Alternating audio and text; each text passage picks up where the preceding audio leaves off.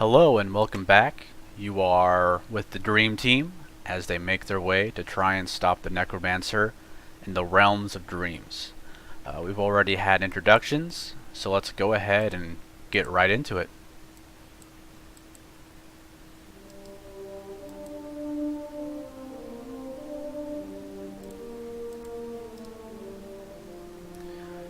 So you see Largershock. Largershock's been eating grow bags, I think. Yeah. So you see Largershock, and he is taking herbs out of a pouch and is preparing what appears to be some sort of herbal tea, as he looks very solemn.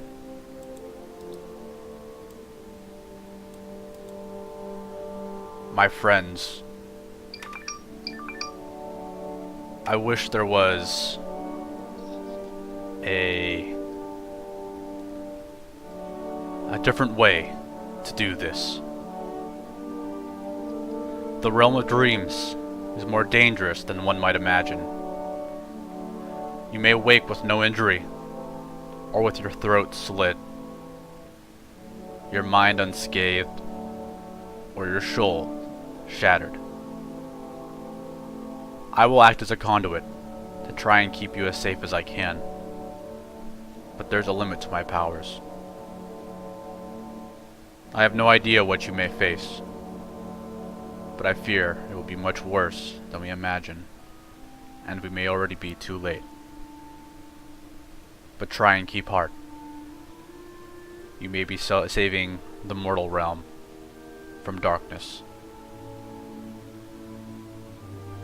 But is it really worth it if we lose ourselves in the process?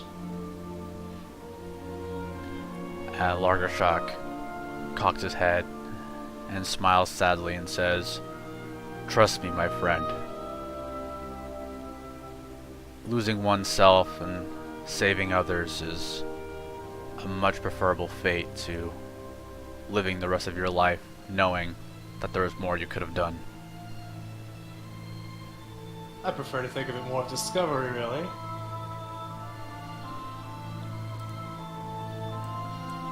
He smiles and says, "I appreciate your spirit."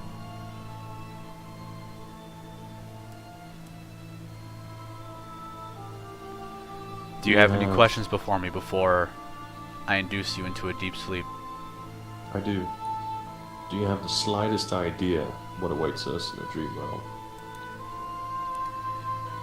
He makes a face with an expression you're not entirely familiar what is going on behind it. And he says, "The realm of dreams is forever fluctuating and in constant chaos, much more so than our waking realm. Unfortunately, there's no way for me to know exactly what you'll face, except that at the end, I will be able to manage to get you to the necromancer so you can stop him in the dream realm. But everything that happens between then and now, I have no idea." That doesn't sound much different from a dose of dazzle root. He lets out a small chuckle and he says, "No, perhaps that's why I enjoy it. It gives me some semblance of practice almost." We should remember an old Sinkaran saying as well, however dark the dream, we make our own realities. That's a good saying, my friend. Keep it close to you as you travel. It may be more important than you realize. My cigar has got so deep and philosophical. I thought you were all savages. I think we're a bit of both. Nothing wrong with a bit of both. I think Durov would take offense to that. We have a what? Our pride has a bit of a wild side and a bit of a more philosophical, reflective side. Yeah. Do you guys have any other RP or things you want to ask Largashock before he hands you all tea? I do. Lagershak, you do make this dream realm sound as a very wild, unpredictable place. But there's a very important question here is, will my magic, and he shakes his staff for emphasis, be effective there? Because if it won't, I'm little more than dead weight. Largashock nods his head. He says that in his own personal experience, most of the magic users he has seen in the dream realm have been shamanistic or fae, primalist. But he knows that arcane and divine magics are just as effective in the dream realm as they are in the mortal one. What about my rune of quenching? Will that come with me, or if I create the reality in there, then maybe it's such a part of me that it'll come with me too? Lagershock nods and says, "Yes, your rune will be with you, especially because it's such a integral part of how you identify yourself. And you are right. We create the reality, but we're not the only ones creating the reality in the dream realms. So while we can affect minor things like weapons, clothes, food, and hair, there are much more powerful beings who reside solely on that plane, and their power exceeds anything that we can hope to bring with just the three of you and me."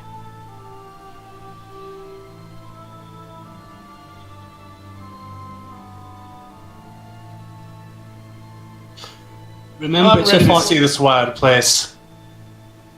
I'm sorry?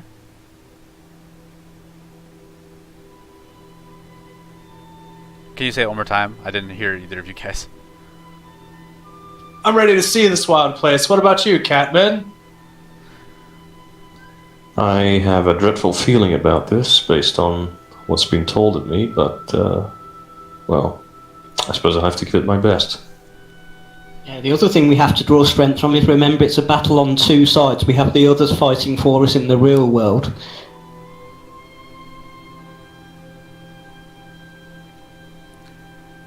That's true. If you guys want to, go ahead and make a hard perception check. You see, after mentioning the others, you see Largershock makes a face. So give me a hard perception check.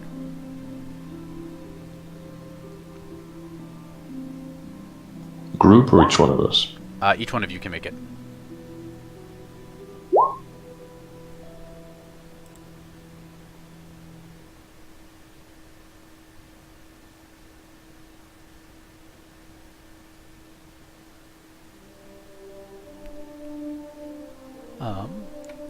Martin? I will go ahead and say, since both of you did pass, that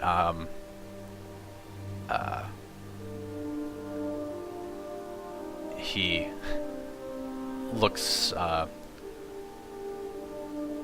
when you mention the other group, you do see that he goes into a sort of a more solemn, an even more solemn kind of look on his face, and with the advantage, you guys see that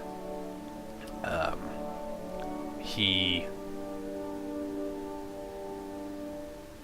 is worried specifically about something in regards to the other team. Are you hiding something from us, Orc?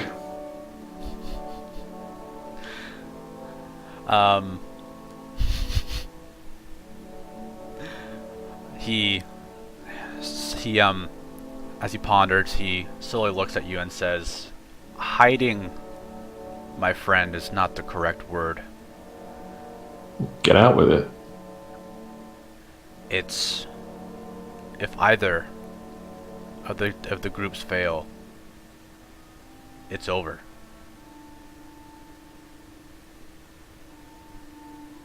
I believe in all As of in- your powers and abilities, but I have not seen this necromancer. Now, when you say it's over, do you mean we lose this entanglement, or do you mean we die?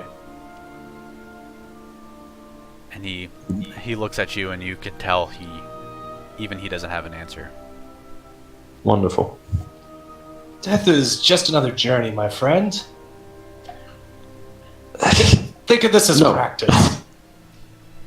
I appreciate your enthusiasm, and I don't know where you read about this philosophy and who taught you it, but come on, I don't think so. Yeah, we're going after people that can control dreams. This has got to be challenge level stuff. No one got anywhere by risking nothing. True. And Largashock says, "My friends, I wish we had more time, but I feel every moment will be essential." So he starts passing out a very strong smelling herbal tea and urges you to drink fast. And then you see him start to post up little dream catchers above each of your heads. And they're not suspended by a twine, but it seems that he's making them levitate with his magic. Very nice. Zanarabi takes a sniff of it. By strong smelling, I assume you mean terrible. Although that might not be the case. He takes a tiny little sip, decides he hates it, so he pinches his nose shut and just gulps it down and as fast as he can, and makes a horrible grimace once that's chopped it down. Right? Soma breathes it in deeply like some kind of connoisseur and ponders the flavors and bits of scent that have just entered his mind, and then carefully swishes it around his mouth to give it a thorough tasting.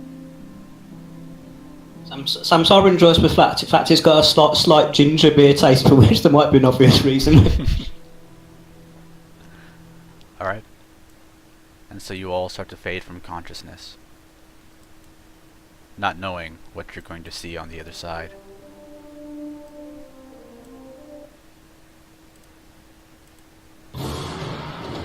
You open your eyes. Smoke and screams greet you as a large orc falls dead at your side. Roll an average fear check with 2 setback from the confusion.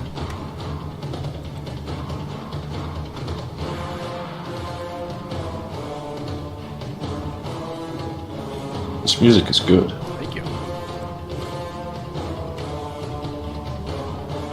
Was it average in 2 setbacks? Yep. 2 purple, 2 black. Right, and is that a discipline check for fear? Is it discipline for fear? Discipline or cool? I can remove the 2 black from discipline. Okay.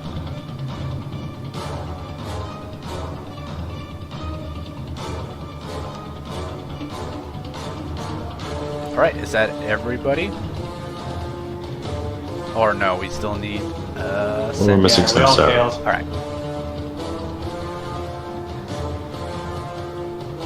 Well done. Alright. If you succeed, you get to add a boost to your initiative roll. And if you failed, you don't get the boost. Any threat, take a strain. And we will take you over to the next slide where the actual battle's taking place. So I guess as Rabbi opens his eyes again and he finds himself in wherever this is, and the orc just falls dead right next to them, screaming, arrows in his throat, let's say. Yep. He just goes, ah! And then you look up and you see another orc waving a bone staff in your faces as you struggle to get to your feet. And he says, "Hurry! Hurry! Don't let them take the gate!" So everyone, go ahead and roll for initiative.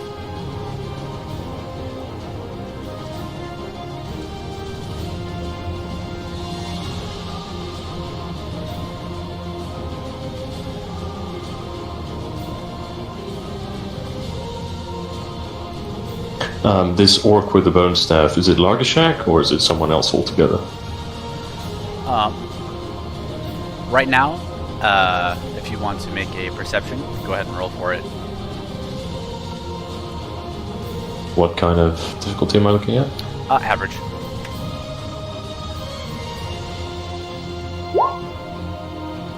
So, what is it?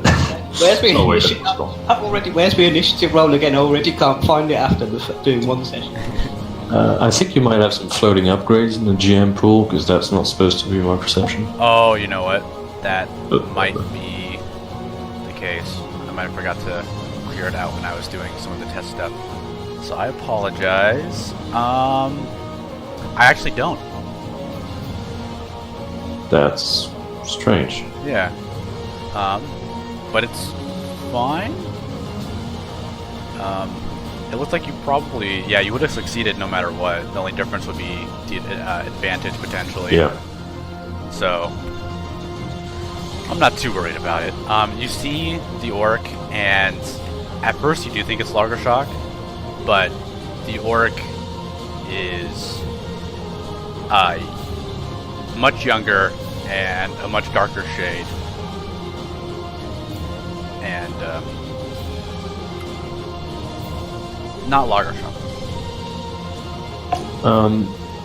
Purely because Zenorabi is suspecting some dream shenanigans, he's just going to look down a bit and just survey himself. As far as his perception can tell him, his eyes, is he himself or is he in the body of an orc right now? He's himself. Okay. And real quick, I need to roll for their initiative. As you, Martin, sorry, Yes, Martin, I can't, yeah, like I say, I can't find the initiative roll. I've forgotten where it was. I've only think it's done in one skills. session. it's in maybe weapons, weapons. talents, and Weapons. powers. at the top.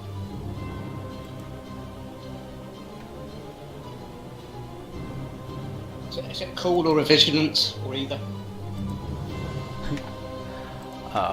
Oh, whoops. They're all going to show up as PCs. Let me go ahead and do that differently. Jesus. Very nice roll. That didn't process correctly either, but Oh my goodness. Okay. So these are going to be for the NPCs. Okay. Good. I'm glad.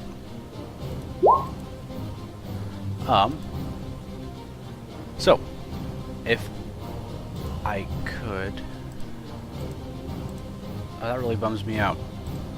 I made a mistake in the rolling again, because that's probably what's going to be par for course.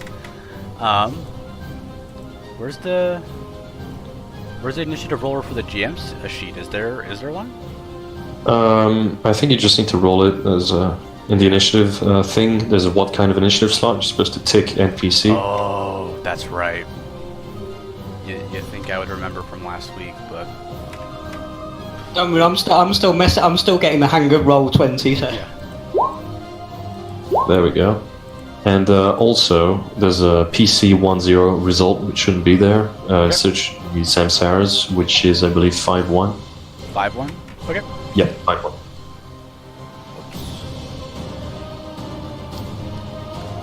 Like that? Perfect. Okay, and I will arrange these so they are in the correct order.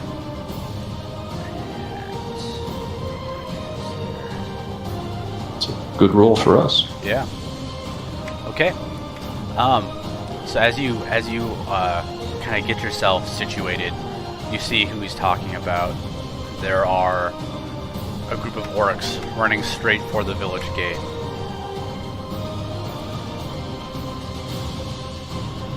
And it's a PC turn.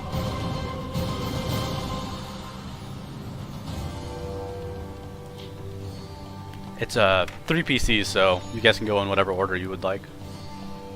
So based on the notation here, they're at extreme range from us, right? 1, 2, 3, 4. Yep. There. You see that there's like bodies of orcs in the kind of the areas in between, and there's like small groups fighting in different places. But these ones are heading straight for you, and the village gate behind you. Okay. Regarding the gate behind us, I take it then. Sounds like it.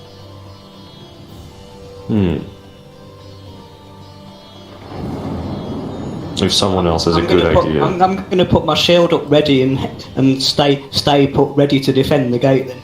Okay. I've got my shield ready and my dagger ready as well.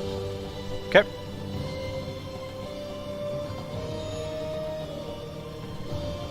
I suppose I'll be doing very much the same thing, just getting ready. All right. So are any of the players going to do anything this turn? Yep, 1 second, sorry. Okay, no worries.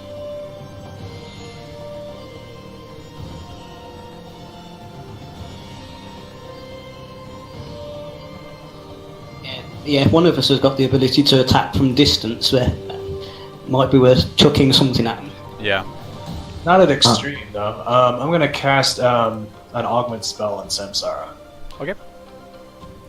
Actually, no, that's a good point. I'll try to cast a spell. We'll pretend I had the last PC slot. No worries. Like I said, you guys can go in whatever order you want. And you can move a range band closer and make it easier for you. Very true. That's a very good point, actually.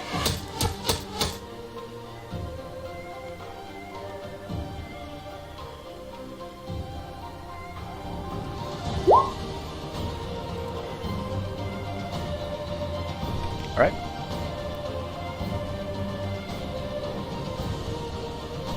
So Samsara is now augmented. Right? Yeah, what can I do with the 2 advantage? Can I throw him a boost or something? Yeah, we'll give him a boost to his next check. Alright, then I'll take this second slot. Zanarabi is going to run forward quite some distance, such that he is at long range from these orcs, at least the 2 closest groups. And he's going to try to cast an attack spell at, let's say, the bottom group. Okay. I assume they don't have any defense or whatever. They have no range defense. Perfect. So, yeah, no, I don't want to get fancy. Just 1 range upgrade to make it, and that's very lots of blanks, but I guess it made it. Yeah.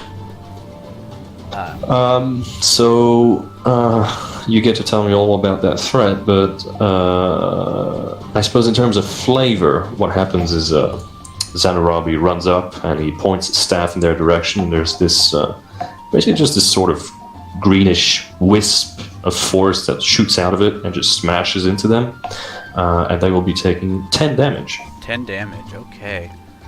Let me make sure what their soak is.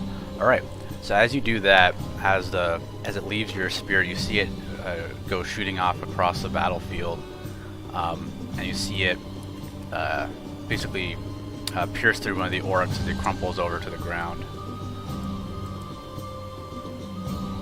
Oh, there's an auspicious start. Alright. Was that all the players? I think so, unless Samsara wants to move up. Samsara? I might move forward 1 step. So Okay. Stay sort of closest to the gate. Alright. And then we will go ahead and go to the NPCs.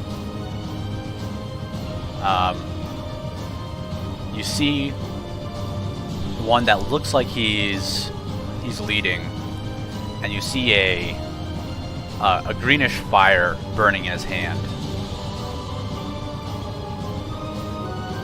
as you can tell that he is just running straight ahead. Saboteur.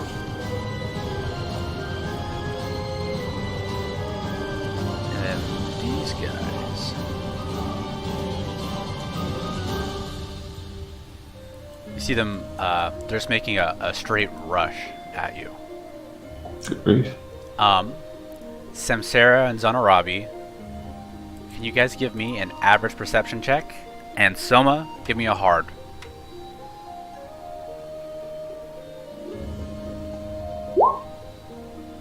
Yep. I use those advantages on the stream. Okay. Oh, and Zanarabi, they use that one thread of the strain, so if it washes out. Okay.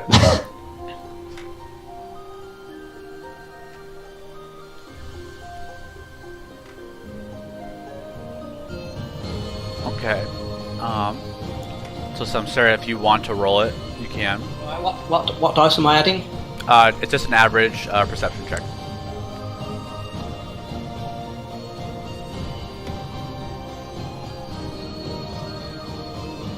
Okay. So, Nice. so Samsara and Zanarabi, you hear underneath some orc corpses what you think to be a child crying.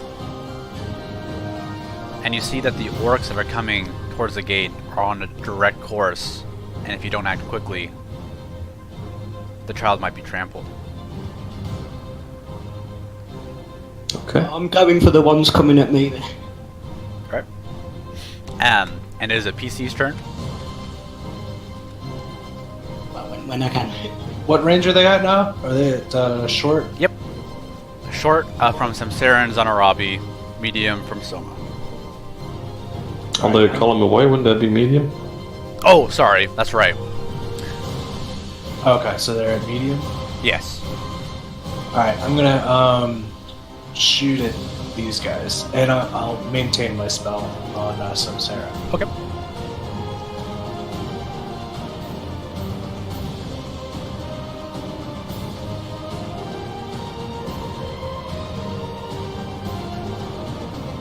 So I'm gonna add ice, range, and deadly to it. Okay. So it's gonna be 3 difficulty because the ice is free. Okay.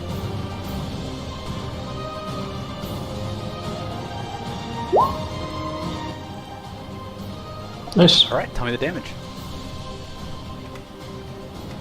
So that's 10 damage. Okay. So flavor-wise, he's holding out his rune, which glows as it maintains the spells that he's cast from it, and it fires a bunch of icicles out of it that stream towards them and just kind of smack them in the face. Well, it smacked him real good in the face. And you see another one topple over.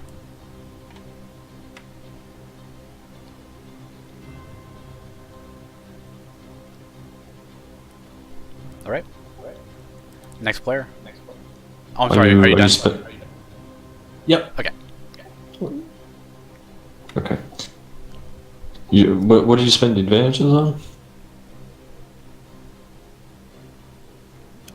You can use them to recover strain if you'd like. I do have the handouts for advantages and threats for combat, magic, and social in the journal. No, I mean, like Soma, you added deadly and ice. Did you use either of those from the advantages? I didn't roll any advantages. You did. You got 2. That's for runes.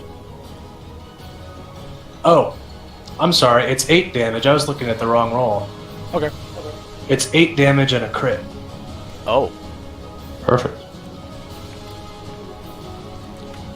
Thanks for the reminder. It's also for my own sake, but you're welcome. So crits can instantly kill a minion, right? Yes. Yeah. Marvelous.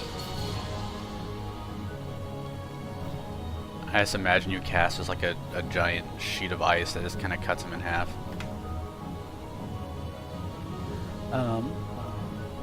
Okay, and next player? You want to go, Samsara? Yeah, I shall go in with my dagger.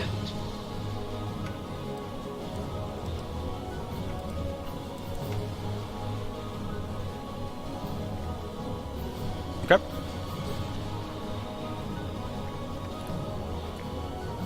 You need to add anything to the dice roll, or is it just a normal? Are you doing a melee attack? Yeah. Okay. Don't forget to move your token. There's gonna be 2 maneuvers, one to get within short, and then another to get within engaged.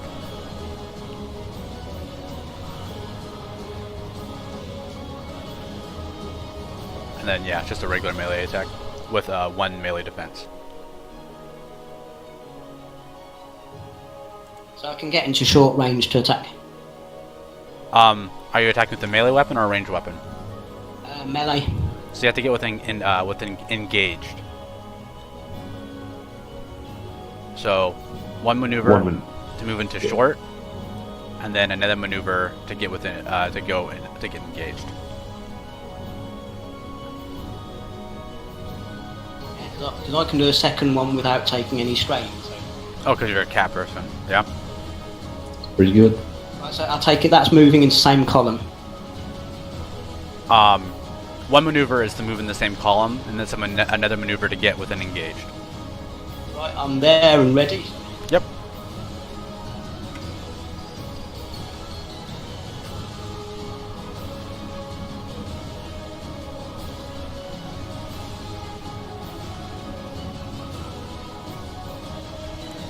Alright. You need to roll 1 setback. I'll just add that as a set. Yeah.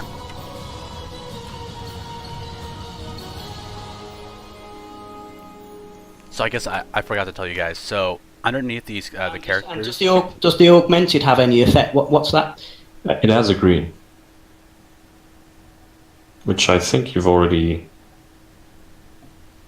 Yeah. I've not added an extra green. So. Really? How did you have? That's not possible. Otherwise, you have 6 natively, which is impossible. Oh, you know what? Okay, no, it wasn't my fault. That's weird. It's rolling kind of. Must be rolling kind of funky. Sam, Sarah, can you Hang on just a second. That does look up. Yeah.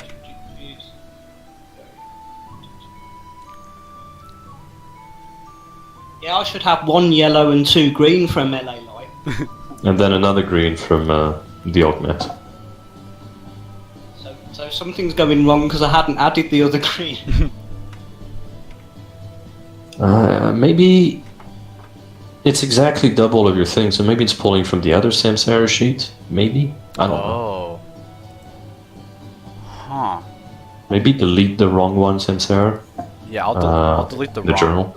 I'll delete the wrong one. It's the one that says wrong one's the wrong one, right? All right. You'd hope so. I'll see if the roll works now to see if that... Yeah.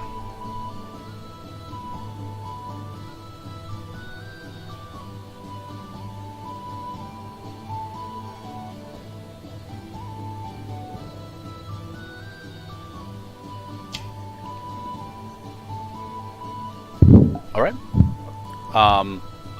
You forgot the 2 purple.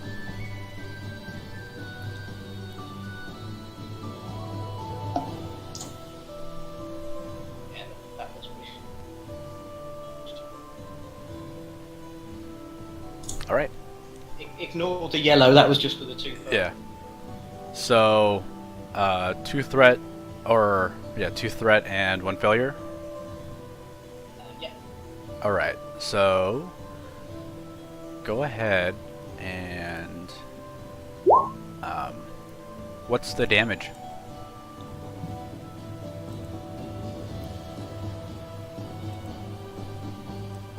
Well, it's charging forward with his shield. His dagger ready. He stabs him as many times as he can with the dagger charging forward.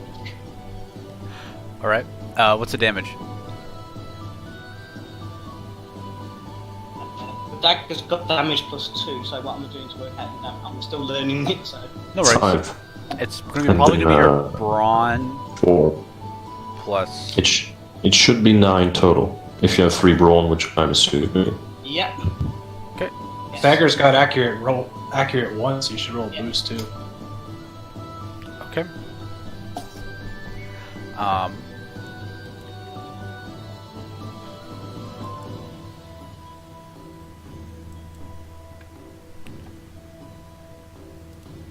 so as you run up and you start just stabbing one orc a lot, and you see he's passed out on the ground, and he's just gurgling up blood and can't fight. But for this 2 threat, in your charge and your kind of reckless attack, you've opened yourself up to a counter attack, so they're going to get a boost when they attack you.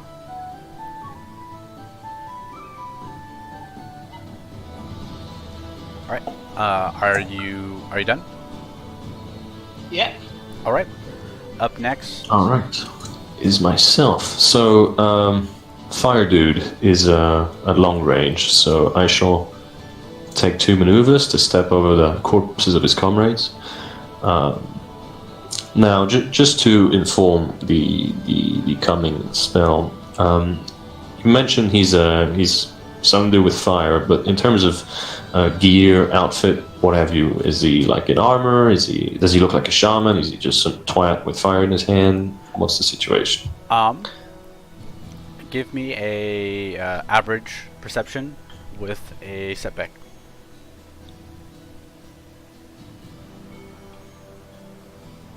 Average perception with setback. Yeah. So you see he is in some kind of armor. You're unfamiliar with the design, and based on what you know, like, you're kind of surprised that this person seems to be a shaman of some kind, because the fire is not it's glowing green, and it seems to be glowing green with the same kind of power that that you use. Interesting. Okay, well, in that case, having moved up to short range, I will mess him up, so to speak. So I need to stop closing the sheet. Primal, it's this much. I will be adding the fire effect to my spell. So there's 2 purple in this instance. I'll also be flipping a story point, because I feel like it. Okay. So he has adversary 1 and 1 range defense. Okay. Alright, just 1 upgrade here. So adversary 1 turns into 1 red, 1 purple, and 1 black. Let's go. That's not quite what I wanted, but whatever. Sadly, no fire effect, but he is going to look at 12 damage. And in terms of flavor of the attack, I imagine what's happening is Zanurabi is waving his hand kind of in a circle in front of him. And just in front of this orc, there's like a tiny little portal that opens in front of his face. There's just a jet of fire that shoots out of it. Unfortunately for myself, he kind of saw it coming, and he didn't catch on fire. He was just buffeted by the force and maybe singed and whatever you, but he hasn't caught on fire, which was the intention. But that happened. Okay. Nice. Are you gonna... How about that threat? Let's say that you singe some of your hair in with your own fire attacks to take a strain. Sure. All right. Okay. NPC, you see the one you believe to be a shaman start chanting and kind of stomping his foot on the ground, and he brings the fire into the ground itself, and you see more orcs appear.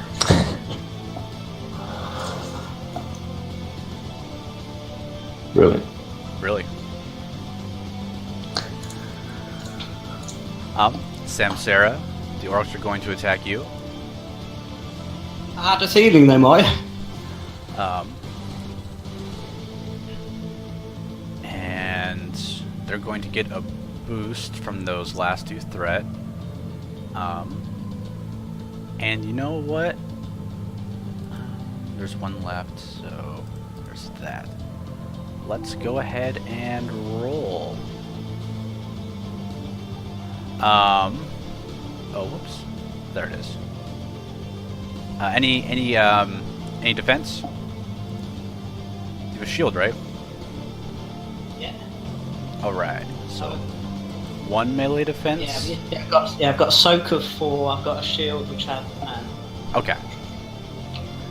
And they're gonna swing at you. Jesus Christ. Oh my god. ouch. Okay. Well. Don't dream, people. It's dangerous. So that is actually going to be 10 damage.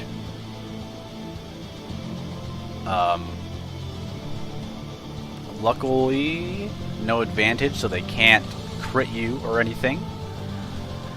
Do you have parry or any other abilities that might mitigate the damage?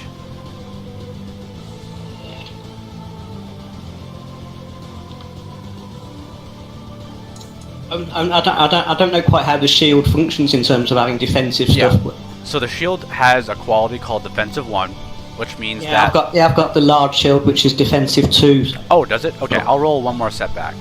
So basically it means that when people attack you when you have your shield ready, they have to roll that many setback with their roll. So Basically, it doesn't make you take less damage. Well, it's indirectly, but it makes you harder to hit. yeah. Functionally. So one more setback. Okay, 9 so damage 9 instead. damage. Which should be much more bearable. Slightly better. Very slightly better. Alright. So don't forget to put that into your character token. Right, so do I take the soak off that and it's translated Yes. as 5 runes then? It's 4 Yes. soak, that 5 runes. Yes. Right. So it's on the character sheet. Alright. Get on me. And then Zanarabi, you see the orcs that weren't there a moment ago start to move in on you. And they are also going to attack you. Marvelous. I don't have any defense or anything, so... Okay. Do you want to upgrade? No. Okay. I will take it as it comes, and hopefully it doesn't... I just hope they don't do as well as they did against Sepsar. Because that would be unfortunate for me.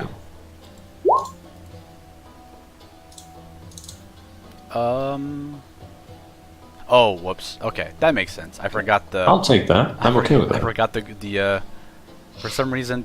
Oh, you know what? It's because I rolled it with the dice pool and not his actual check. Okay. There needs to be another yellow and green, but not a boost because that was because of the threat. So, it is going to hit you for 6 damage, but they have 3 threat. So what would you like to do with that? Trying to think. I'm gonna pull up the table just for inspiration because I'm going up a bit dry right now.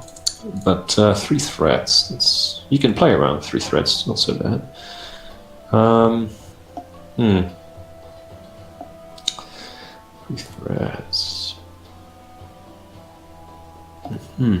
I suppose perhaps what happens is they go to attack Zanarabi, and they manage to get a couple of good licks in, but he does manage to kind of step out of the way and hold out his staff, and basically a wave of force shoots out from it, which knocks them prone. Okay. Is it okay? Cool. Yeah, absolutely. Then that happened. They are now prone. So it was 6 damage. Okay. Yes. 6 damage. Alright. top of the round. It is a PC turn.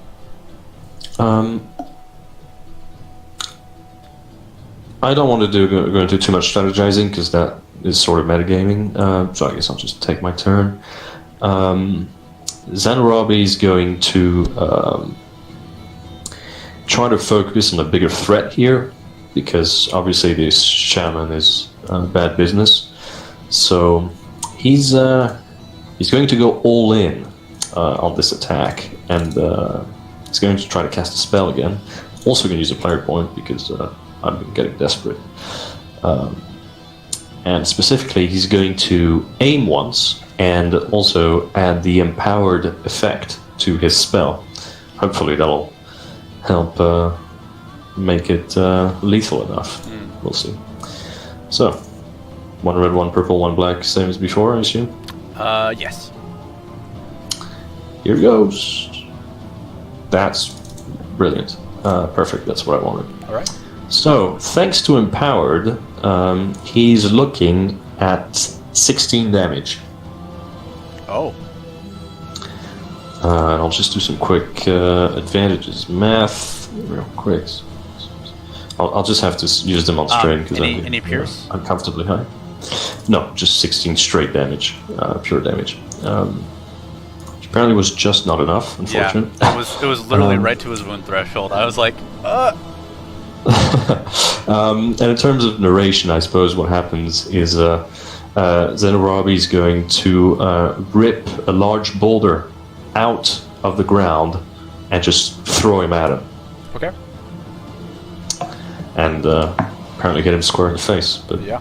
just not good enough. That was my turn. Alright. Another All right. PC. I'm going Please to kill him. maneuver forward, and Yeah, well, we might have more orcs or something. I'm going to cast another deadly ice spell at him. Okay. At the shaman guy, because he seems like a good guy to get rid of.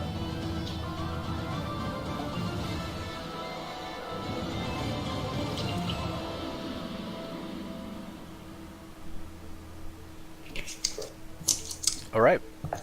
So that is 9 damage with a crit. Okay. Roll the crit.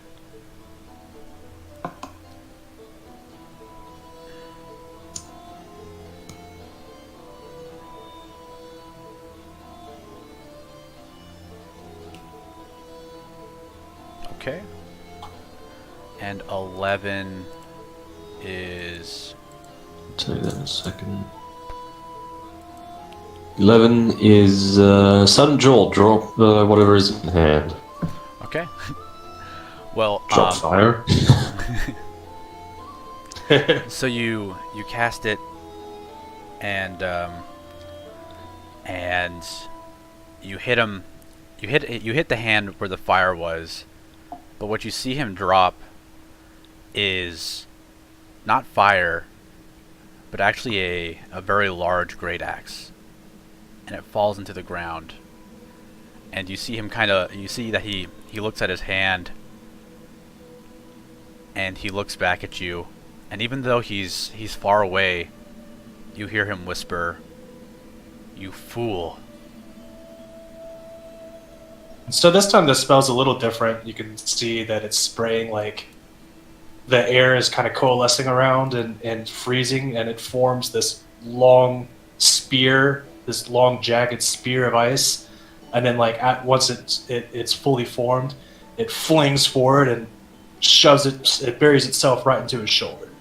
Yeah. And you see him start to topple over, but he actually... It seems he was like he was never there. Alright. Next PC turn. I was hoping the orcs would go away. I think we all were. Well, same Sarah, it's all yours now.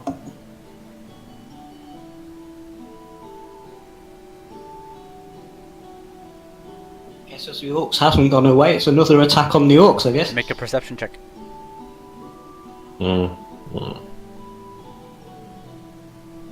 Hard.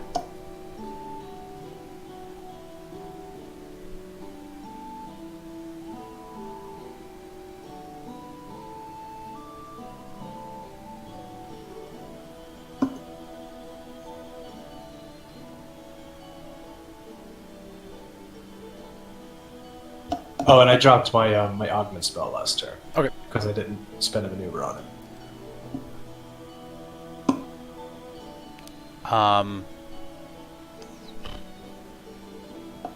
Sam, Sarah, Am I needing to make a perception check? Someone's saying. Yes. Hard perception check. 3 purple.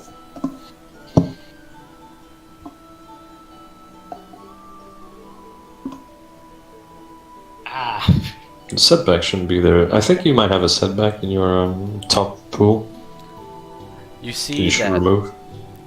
You see that the. Oh, I guess you failed. So you don't see it. Hang on. There shouldn't be a setback there. I didn't roll it with one, so. Okay. You'd still fail. You still fail, but you get the feeling like you've already won. All right. NPC turn. These ones that you knocked down, you see them get back up. As I would expect. But I will also allow you to make a hard perception check. Hopefully, I make this.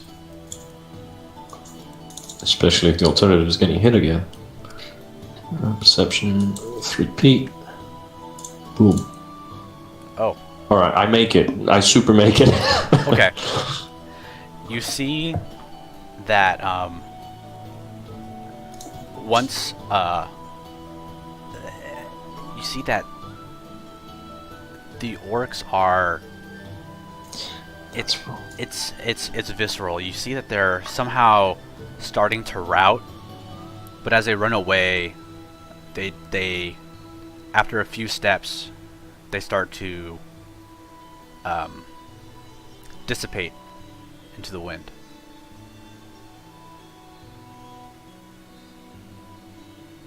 So with that, Zanarabi kind of shrugs, content with himself and the others.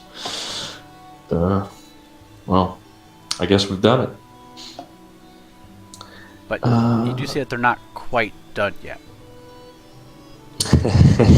Okay.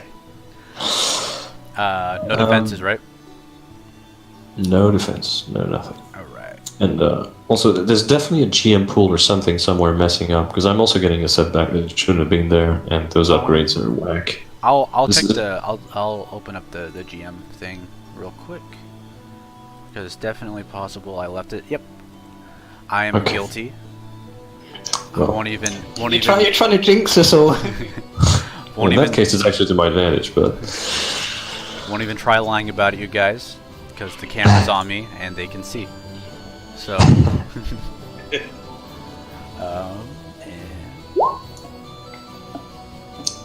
So, that's another 6 damage? Yep. Alright. Okay.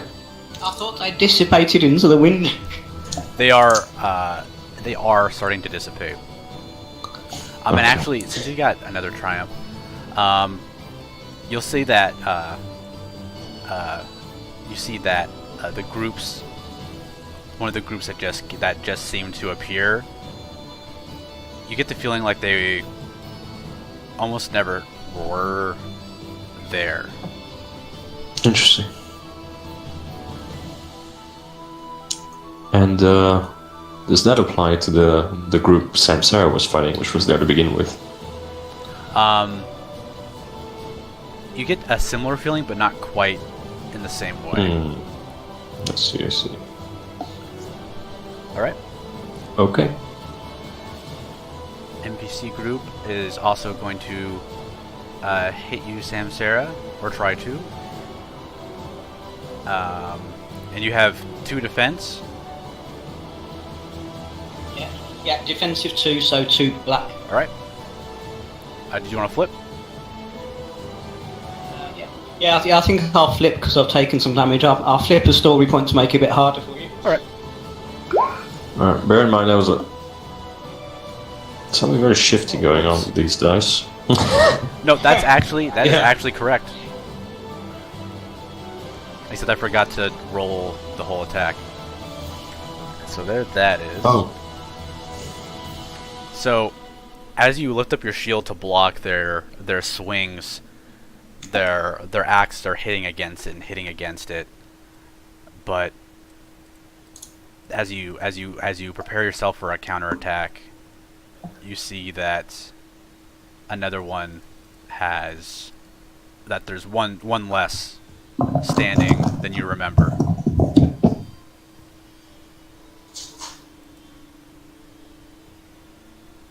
Okay, top of the round.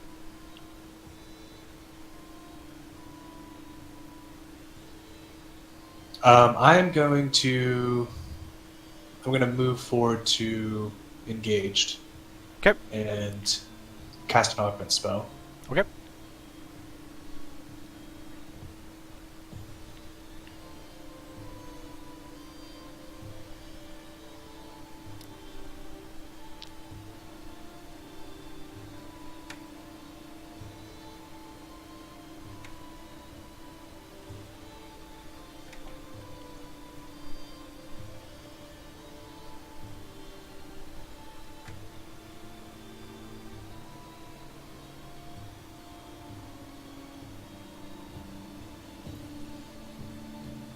All right. So you feel invigorated by pleasing winds.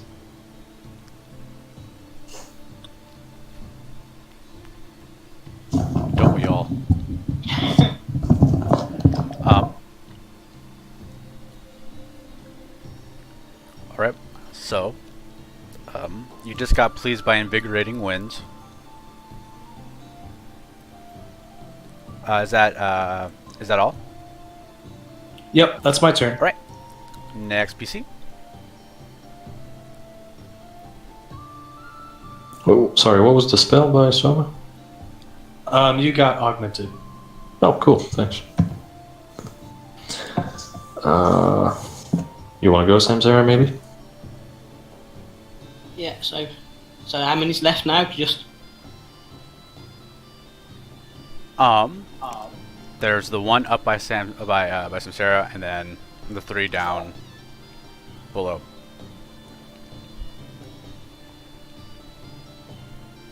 I'll go for attacking the one that's with me, although it might not be there from the sounds of it.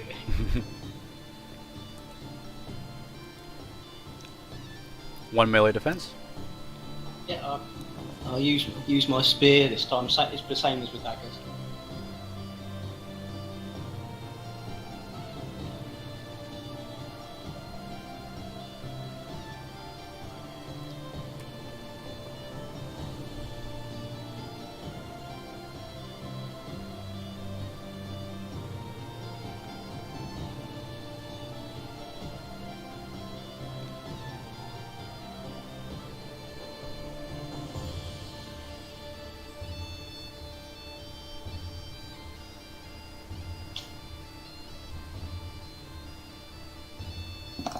Okay.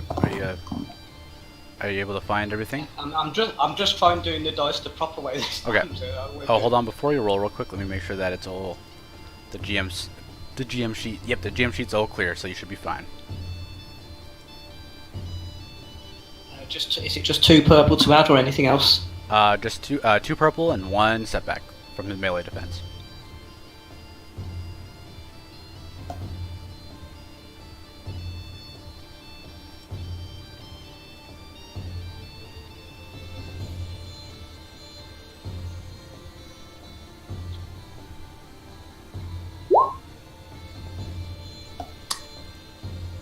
That's not right. It's a few too many purple. I only typed 2 purple. Maybe it's the mod column doesn't work quite right. Yeah, the mod column from what I understand, does not work very well. Yeah, because that's what I did my first session, was use the mod column almost exclusively. But I was told that it works better if you just use the dice pool at the top for like adding things that are that fluctuate, like difficulty and whatnot.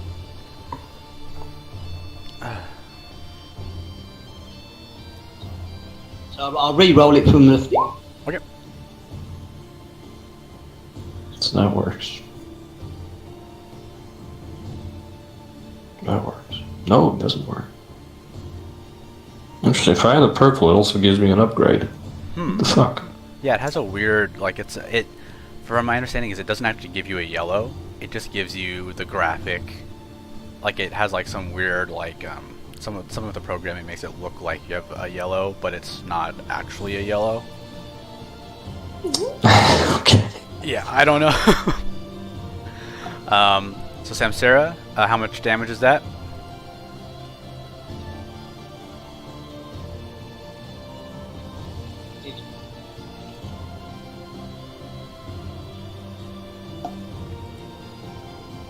Samsara?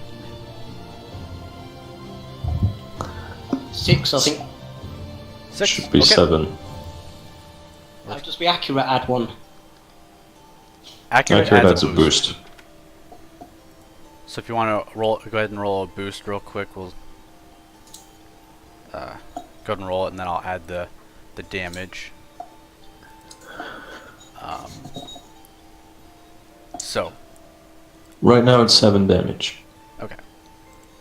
Oh, that's right. It doesn't. Okay. Well, so Samsara, you stick your knife into the orc's chest, and then you see the orcs start.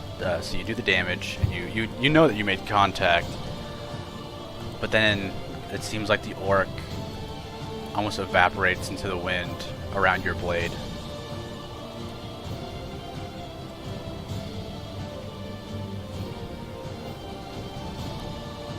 And the rest of you see the rest of the orcs start to fade away. Good.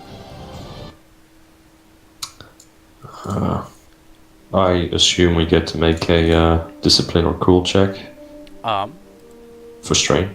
1 second. Okay, maybe not. Sorry. You hear the child crying again. Right, that. I guess then Robbie's going to walk over to wherever the child was, which wasn't the understanding was somewhere in this vicinity. Is it like on the ground, or is it beneath some rubble? Is it? You believe it's With the bodies. It's beneath an orc's corpse.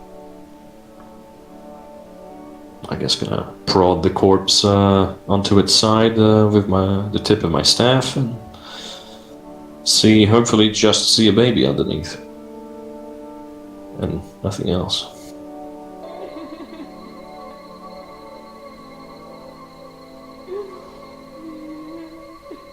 Could it be someone's nightmare, maybe?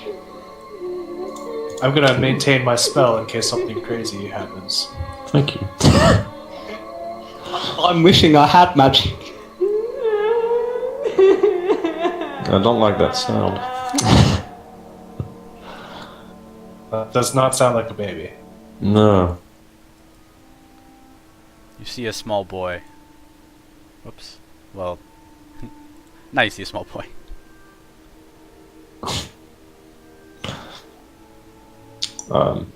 The picture looks human. Is it an orc or is it also proper human? It's a human. Okay.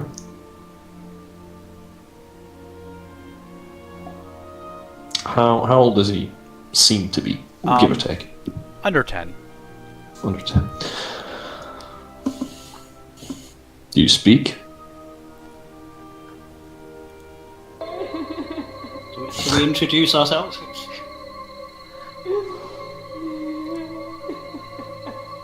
Do you speak or do you just cry? At that point, the orc you saw that urged you to get up earlier when you first woke up, you see him by the village gate, and the orc says, Pay the child no mind. Please come. We must celebrate our great victory over those infernal monsters. Creepy child, I've got my eyes on you.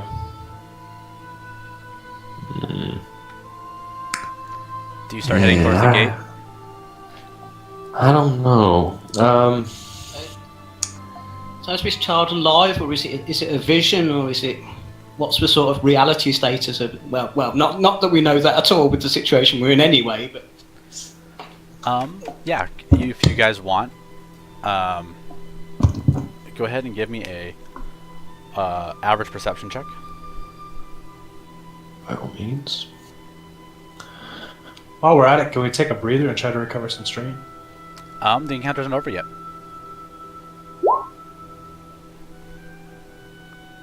Wow. I guess I recovered some strength. Yeah. Luckily, that's perception. So, as you, That's true. if you pass, as you look around, you see that the battlefield's empty. There are no corpses.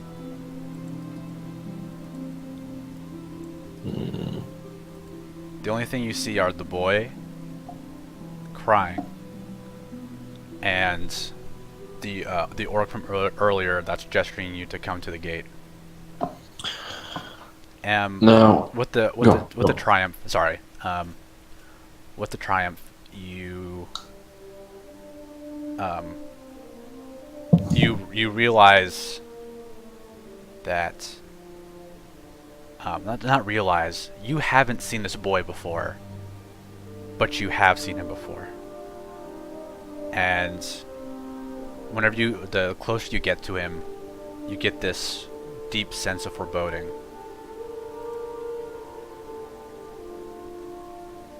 Mm-hmm.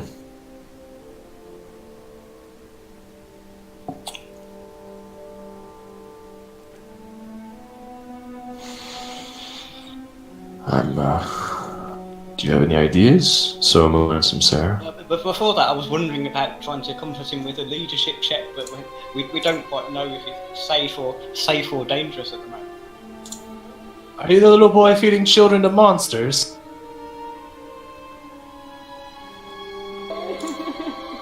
Oh God.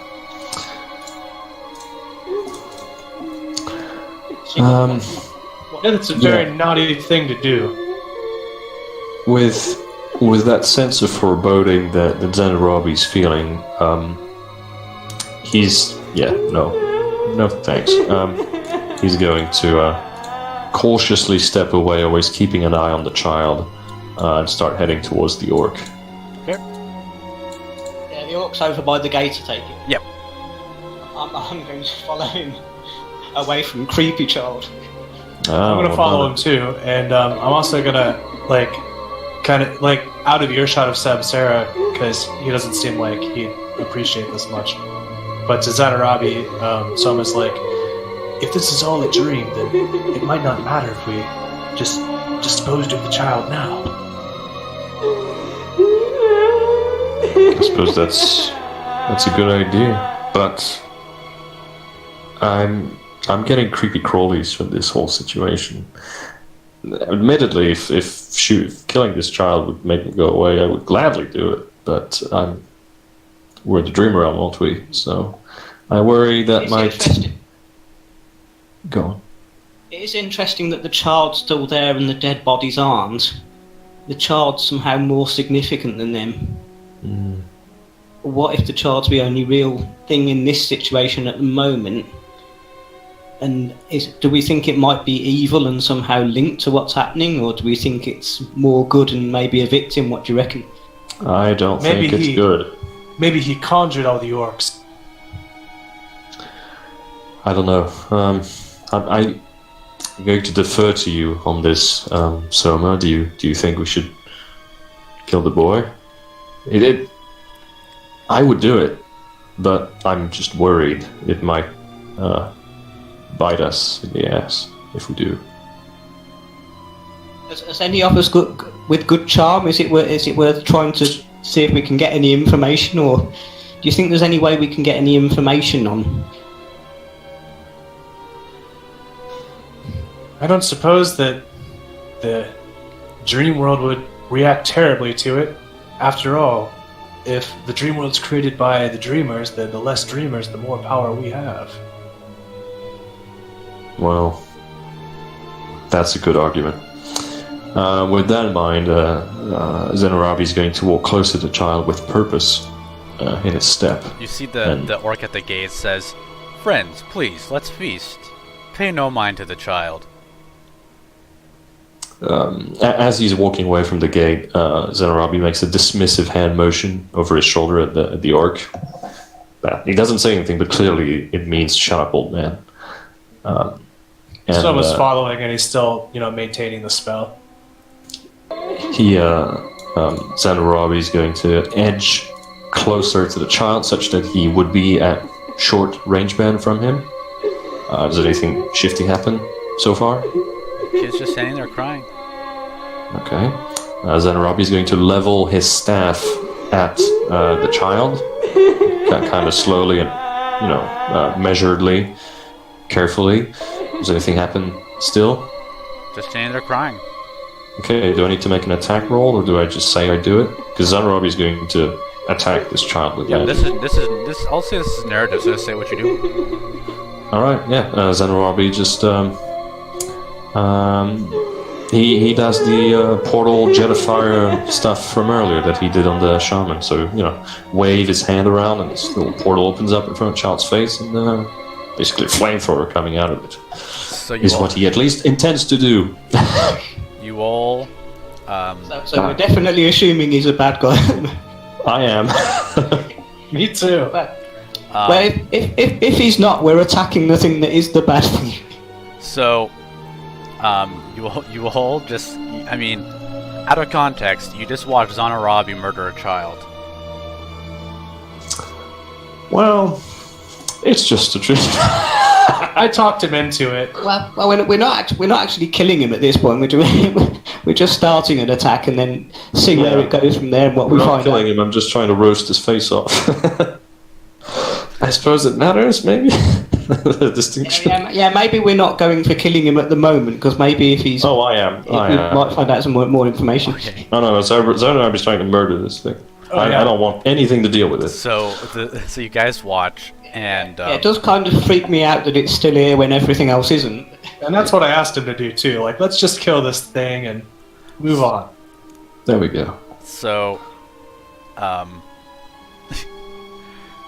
you see that happen, and the crying certainly stopped.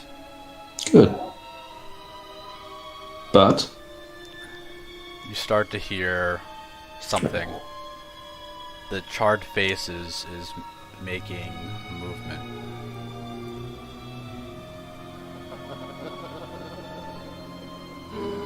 what kind of movement?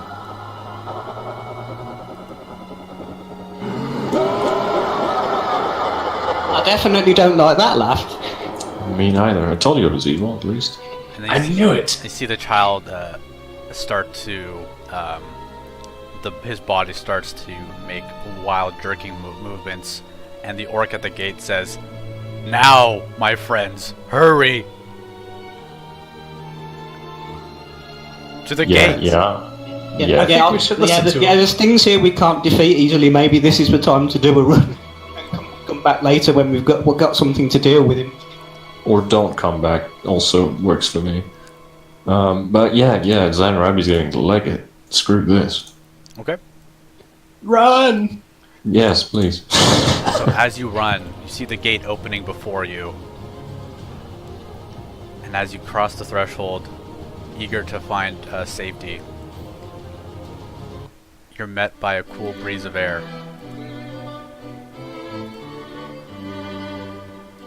What, this is nice? This already looks incredibly bad. The music's nice. So The decor is nice. as you enter the ballroom, you see a man who's finely dressed saying, "And now the emissaries of Terranov, here today to hammer out the treaty of darkness. May I get you fine gentlemen anything? Some nice fish would be a good start. Oh, of course, of course. We have the finest white flaky trout in all of the realm. Wonderful. Oh, as long as we're here, I'd love some spirits. Spirits. Ah, yes, we're all in high spirits, aren't we? Yes. What? Please sit. I'll have something meaty and fleshy because I guess that's your kind of arena. Excellent, excellent. Gentlemen, please find your seats. The negotiations will begin soon. So, Very well. Thank you. as you sit, you find yourself sitting across from a giant white monster with bones protruding out of the majority of his body as he's greedily eating just piles of food. Then you see a knight in dark ebony armor sitting quietly and sipping at something.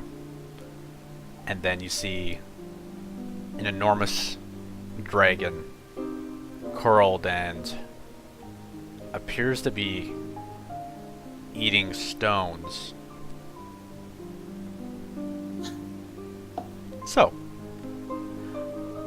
I will take if you guys want more information about anything, I will take a hard lore check for this guy.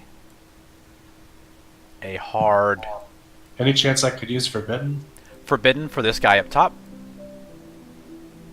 and a hard, I'll say adventuring for the dragon on the right.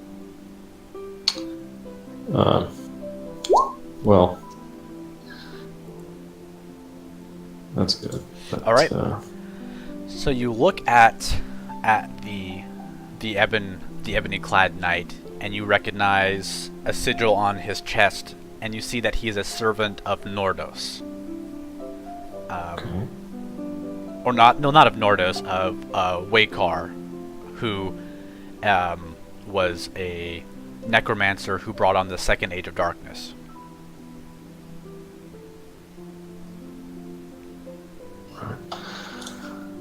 For the advantage, Is he a death knight? I'll say yeah. For the advantage, you can tell that he is a death knight or something akin to one. Interesting. Also, yeah. Can I get a hard lore check? So I'll roll that if you want. Or has anyone got that as a skill who'd be better at it? I've got a rank in it, but Zanarabi is frankly not intellectual. What I'm saying is I've got a rank, but I'm terrible at it. I just have four. I haven't got a rank, and I'm not that intellectual as a character. So I think here it's Soma's time to shine, really. All right, I'll roll two more. You can guys give each other boosts. Gladly. Like Gladly. if you either know something, if you think, say if you make an assumption or something and it's correct, I'll give you a boost, and if it's wrong, I'll give you a setback. But if you just want to assist by saying, like a minor assist but just a boost, that's also good too.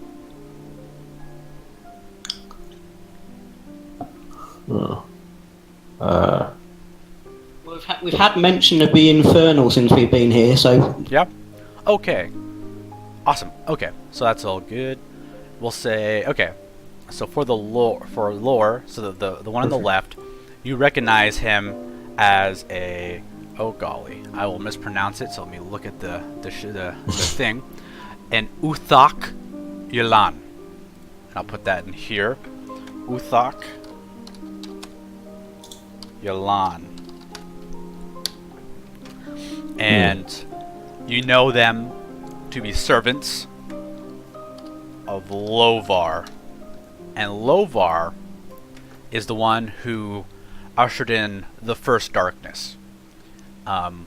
He almost, with his forces consisted of basically just a large contingent of the Uthak Yalan, but also anyone really who would fight with him. So dragons, orcs, demons, and they almost eradicated, all the other kind of races of Mennara.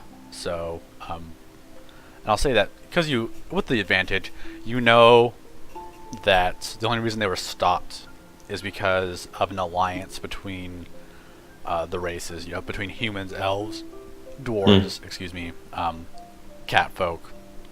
Everybody. And also, that Kellos was involved in, at least according to the legends, because Kellos played a big part in that war. And I would know that Wykar was involved in that too, right? Yeah. Yes, you would also know that Wykar was involved, and he actually fought on the good side during the First Darkness. But then he fell to being a baddie. Yeah, Wakar's kind of undeath and resisting death, and the Uthak are kind of demonic, so they're two of Terranoth's main enemies. Mm-hmm. And then finally, for the dragon, so adventuring-wise, you've heard stories of dragons. You've heard of the dragon lords, and how they ravaged and pillaged all of Mennara, and how they were looking for a special kind of stone. And so that was the third darkness, was when the dragon lords came from a different realm to basically pillage Mennara for for treasure, and specifically a certain kind of stone. And actually, Soma, I'll go ahead and give this to you because you're rune focused, right? Yeah, I'm a rune master. Yeah. So I'll give this one to you just because you're a rune master. Is the stone that they were looking for were spirit shards, or not spirit shards, starbound shards. Stars of Timurin. Yes. I thought there was, but there's something called starbound runes or shards. They created them when they took the stars and that's they right. would shatter them and they would inscribe them. Yeah.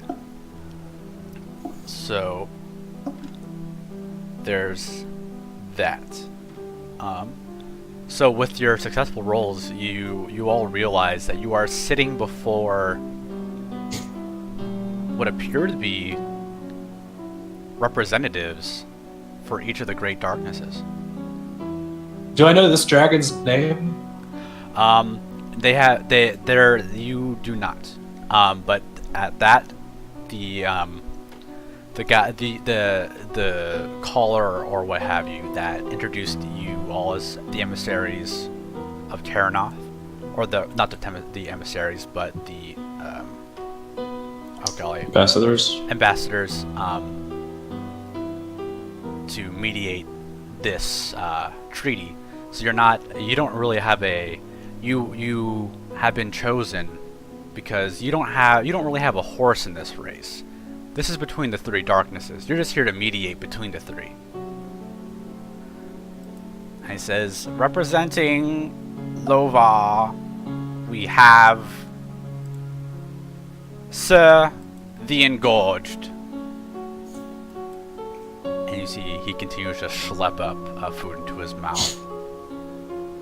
Representing Waker the Betrayer, we have Sir Manshatter. And representing the Dragon Lords, we have Star Crash.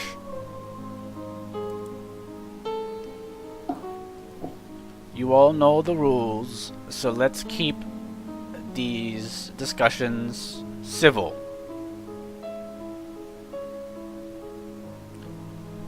So, each of these representatives have an agenda and something they want to achieve out of these talks. It's your group's job to it's your job to get them to agree on a treaty. Okay.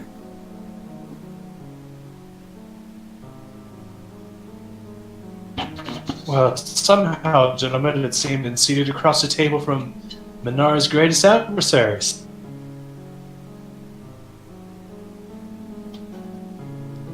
And you see that they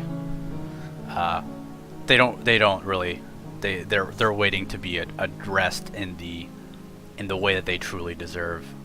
There's you can tell that there's a lot of an air of maybe narcissism. Yeah. These guys want us to look up to them. Very much want us to look up to them, Edward. Yeah.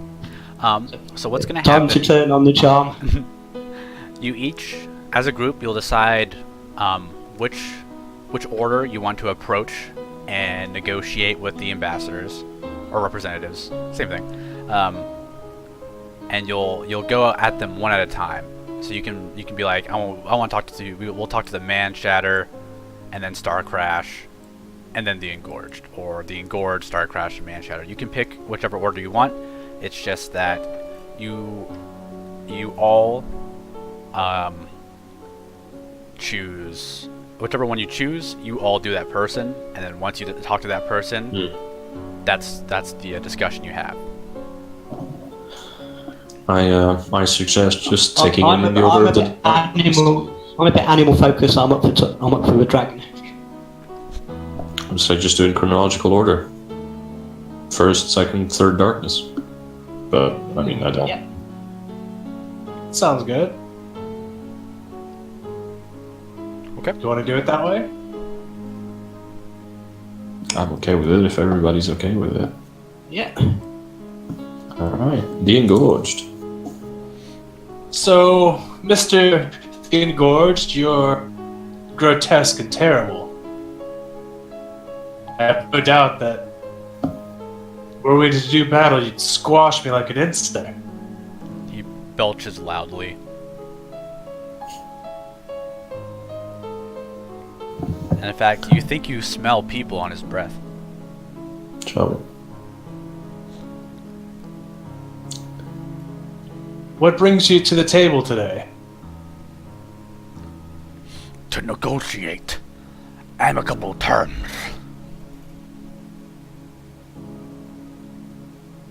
we understand that your lord Lovar has a number of items he would wish to see met by this talk. Perhaps for the sake of yourself and your lord's case being treated to the utmost of our competence, perhaps you could remind us of these. Yes, let us find out what Lovar, one of the greatest among men, Okay. would have to do, would need from us. So, finding out what the representatives are trying to achieve will take a social check. I'm going to say that since there's only initially when I made this, there was going to be more people. I'll say that you each get to make 2 social checks for each of the representatives. So if you want to try and find out what they want, it will take a social check. And if I may direct you to, in the journal, the advantages and threats for social, you'll find that you can also spend advantages on things like learning their strengths or flaws or their desires or fears. Nice.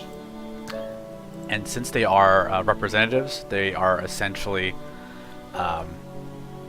they're acting. They're less acting as an individual and more representing whichever entity or darkness, rather, that they are.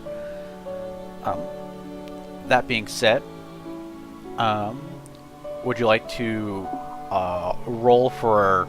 I mean, you guys kind of made a charm check, but I will say, if you want to roll for that right now, you can, or you can come at it from a different angle. I'm definitely just trying to kiss ass. Okay.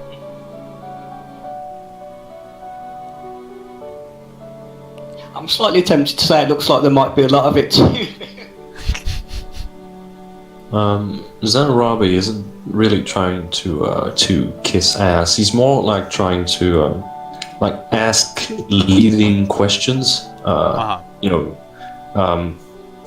Basically, you use half truths and leading questions and stuff like that, kind of verbal misdirection to try to get to where he's at. So basically, he would like to use deception. So, well, in that case, how about Soma? Would you like to make a charm check, and then we can start seeing where if we start getting some advantages, so you can start learning the desires and stuff of the people you're talking with. Okay, I can go. What's the difficulty? It's going to be 1 red, 1 purple, and you get a 1 boost from RP and 1 boost for reasons that you may discover.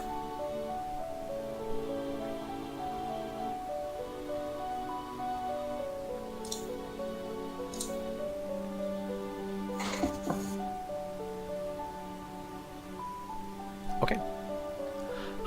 Also, Nice. GM assistant, if you could make note of the amount of successes. Will do. So you see, the Engorged looks up from his personal feast, and he says, "It's good to see the emissaries and arbiters being so respectful of our clear importance at these proceedings."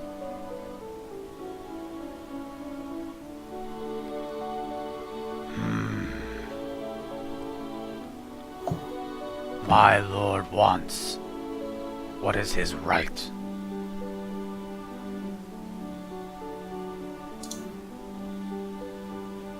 Everything. So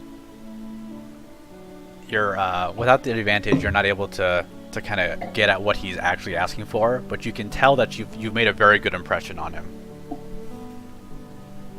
Interesting.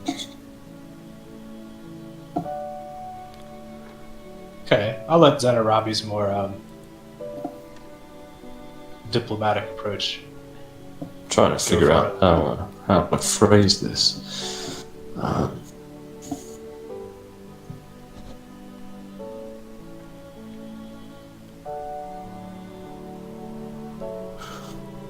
Now, Your Eminence, we fully understand and recognize the fact that your Master Lover desires everything as is his right. However, is your very presence at this treaty suggests that may not be such an easy thing.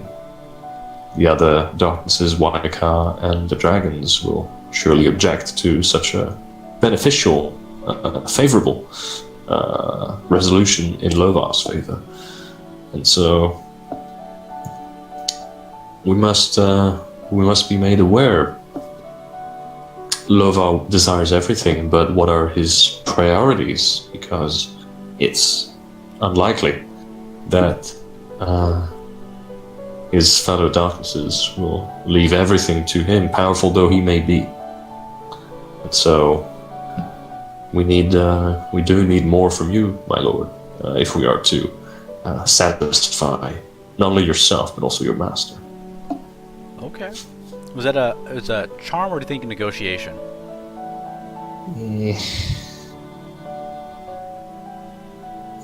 Wish could have lied to it, but I couldn't find a way to do that. Let's see, which one could More it be? charm because we're not offering anything in return. Negotiations usually Yeah. sort of two-way. Yeah, that's Okay. that's close to the charm. Charm. Yep. Yeah. I'm going to flip once because I have a bunch of 2 red. points. So yes, it'll be 2 red. And you're going to get 2 boosts. 1 for RP and another for a different reason. 2 boosts. Let's see what gives. What? Well, at least advantages. That's what we choose. Okay. So what would you like to do with those advantages? You can 3 advantages. Let's see. I would like to learn his desire. His desire. Okay. So, with his as you're talking to him, and seeing how he's behaving, you see through that he is very decadent. And with your words, he nods and says, "Yes, yes. We desire servants. Many servants. Races of servants. To bring us what we desire. Or if we're hungry, to eat." Very well.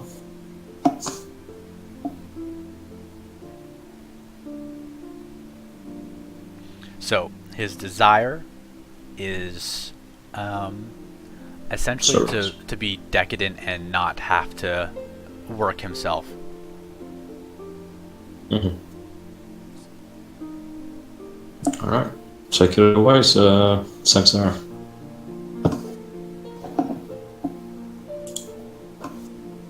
I'm going to use charm. Think what angles.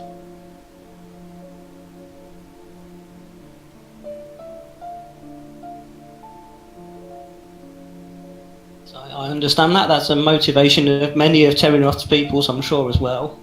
Hmm. So I'm sure that many of us can identify with that wish, but obviously there's only limited resources, and particularly in terms of if eating on the servants might not be the best solution for everyone. So are there any sort of ways that might be sort of balanced with alternatives, or ways that might be less harmful to Terranoth but still give you what you want?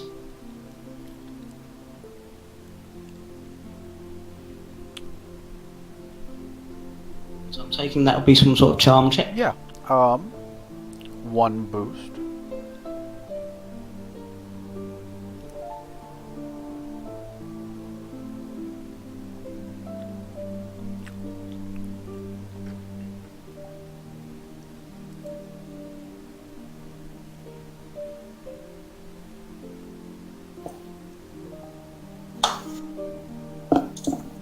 And any difficulty added to it, or?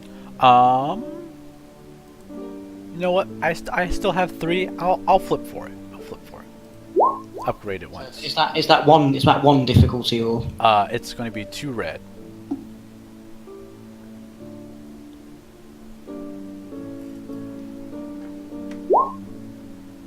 Nice. Very nice. Charmed by. Okay.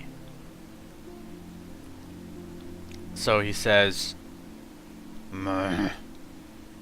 We shouldn't have to negotiate. But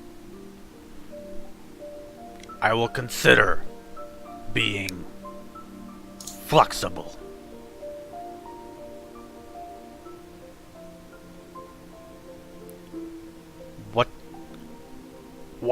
What is the offer you bring me?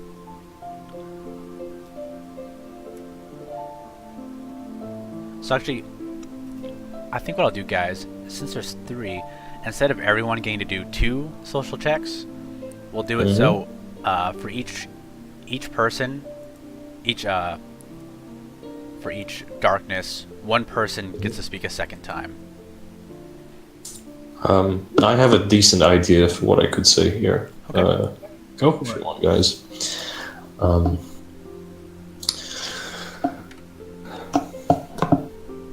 We thank you for your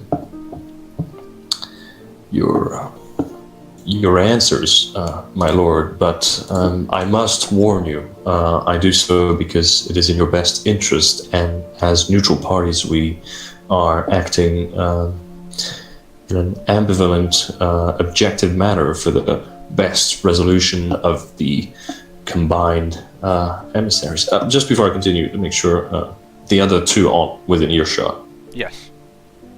They are, they're not. It's you're all sitting at a big table and you're just addressing essentially them each party one at a time. But like the others can hear me? Yeah. Well, that's terrible. Um, How am I supposed to lie to them? Actually, if you want to flip a story point, we'll say that. Yes. Okay. And we'll say that Absolutely. whenever you don't want them to hear something, we'll say they're like distracted by, we'll say a servant girl or food or something. All right, perfectly, because otherwise my plan was being shot to shit. So where was I? Yes, and so we must act in your best interest, and I'm forced to betray the trust of your fellow darknesses in this, but I overheard them speaking earlier, and now make sure what I'm about to tell you may be infuriating, but you must calm yourself. Otherwise, if you react rashly, they too might react rashly, and that will reflect poorly on everybody's well-being. So please, keep your composure, my lord. But I overheard Manshatter and Starcrash that they and their lords were conspiring to form an alliance behind your back, such that they would shut out Lovar and yourself out of any benefits from this treaty, such that they themselves would be able to get a half of the spoils rather than a third if they were to include you. If you do not sign this treaty, my lord, they too will probably not sign it, and then quite simply, to put it bluntly, they will gang up on you, and you will lose everything. The best you could hope for is obliteration if they manage to destroy you and your forces. The worst you could hope for is a lifetime of servitude behind other darknesses, which is, quite frankly, I imagine, one of the worst things that happens to such an eminent being as yourself. So I must beseech you, my lord, if Lovar is to get the best outcome out of these proceedings, he is to sign the treaty. It is imperative. Okay. Yeah, I'll give you specifically for some of the points you hit. All in all, 4 boosts. Wow. Am I still looking at the one red? 1 red, 1 purple. I'll flip just to give you guys some more. 2 red. Some more. Some more fear. Yeah. All right, 2 red, 4 blue in my deception. Yep. Let's go. Come on. Wow. Really? Wow. Damn it. That sucks. We can find out his bank account details and his mother's maiden name with all those advances. Yeah, please. Damn it. Okay. Well. I had such high hopes. In terms of actually winning and managing to bluff him, I don't think we've succeeded. So you've certainly you've managed to infuriate him, and he bashes his hands on the table, and he starts shouting about how it's not fair. You're breaking the rules. We all agreed to the terms. Oh shit. you can see there's no real reaction from Manshatter or Star Crash though. Interesting. For all the advantage, golly, It is 10. yeah,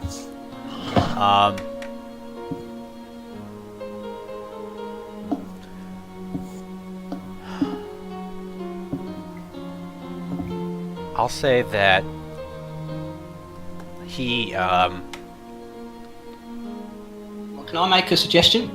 yeah, Maybe he's angry and he doesn't believe us, but he kind of takes him to thinking about the fact he might have to think about the others' needs as well, sort of things. Even though he's angry with us and doesn't believe us on it, yeah, it does get his thinking going in that direction. absolutely. And I'll also say, since there are so many advantages, he'll just go on to shout, you Manshatter, never thinking for yourself. Your loyalty disgusts me.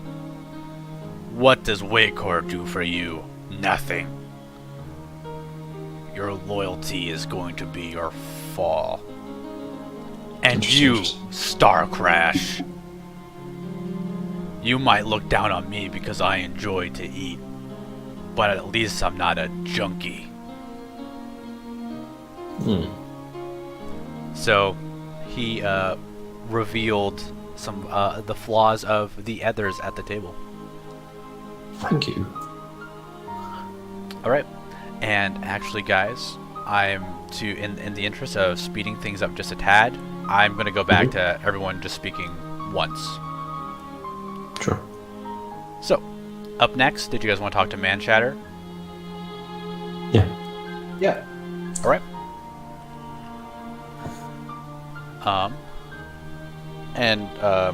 GM assistant, you are keeping track of how many successes Yes. people get. Awesome, thank you so much. I just want to, because I would have forgotten. All right, so whoever wants to go first.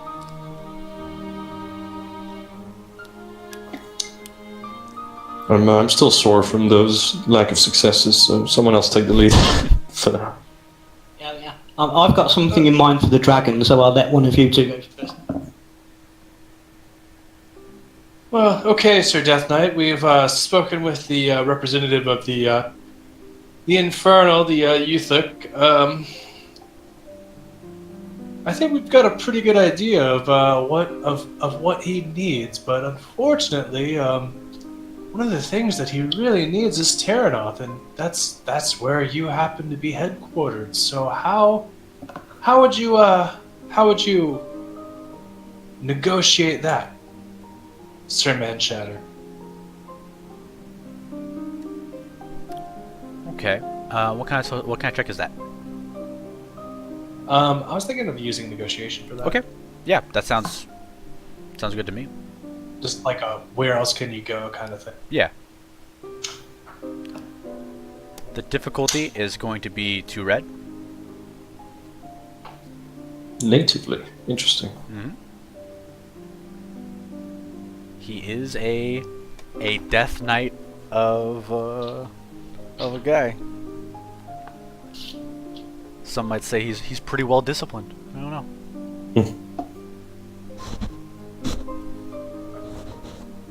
Nice. Okay. So you see, Manshatter takes his time to really think about what his lord would want, and he says, if the Uthakulan are willing to accept Wakor as their leader and Nordos as their lord and savior, then we will have no quarrels.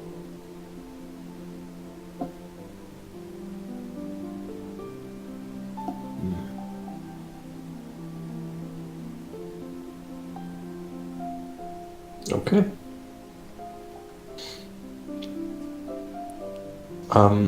I can take the second chat. Lord Manshatter, your Lord Wykar is of exquisite power, and it is very easy to understand why you would show him such devotion, and who wouldn't, to be honest. However, I must relay to you information I have gleaned as part of my travels. I have been made aware of the fact that this treaty being signed and being pushed through is of extreme importance to your lord, as I'm sure he has communicated to you. But what you may not know is that I have been made to understand that should the treaty not be signed, your lord's wrath would be immense, such that he could potentially even consider casting out his lieutenants that may have failed him. And now I do not know if this would reflect on you, but you being his representative to his treaty, I imagine the brunt of the damage would fall squarely upon your shoulders, your devotion and your service being cast aside for this failure.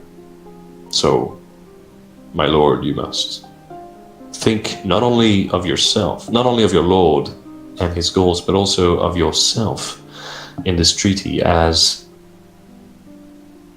it being signed would be beneficial to everybody you care about. Okay.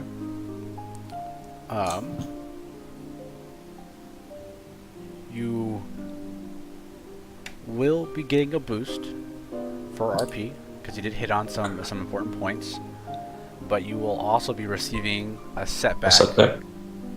I hit on a bad point. Okay. It's probably the part where he's trying to think of himself. Let's see. Boosh. That's better. Alright. Take it away, Samsara.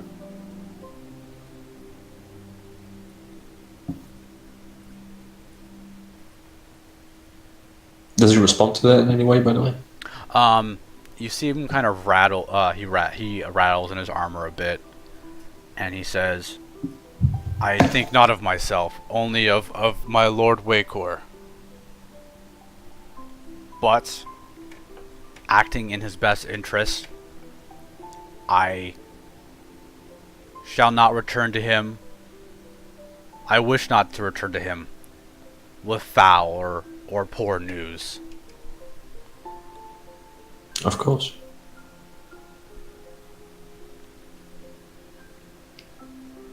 Well, I'm going to try negotiation one, which isn't one of my stronger points roll-wise, but I'm going to try it anyway.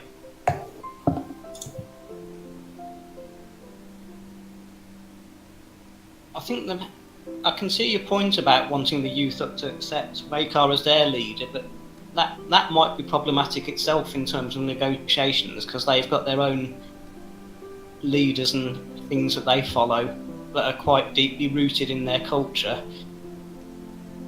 Is there possibly some sort of way that maybe these three different factions and the Terrinoth that we're trying to protect as well, that they're frequently attacking, maybe with all the things, all the resources and magics in those kingdoms, and realms, maybe there's some sort of balance where all the parties can offer something to what the others that brings some sort of balance to things, which might be the best way forward. Okay. You definitely hit on some good notes. I'm gonna give you let's say she did have, yeah, I'm gonna give 3 boosts, but I am going to flip. So it's going to be 2 red, 1 purple. And you can flip back if you wish.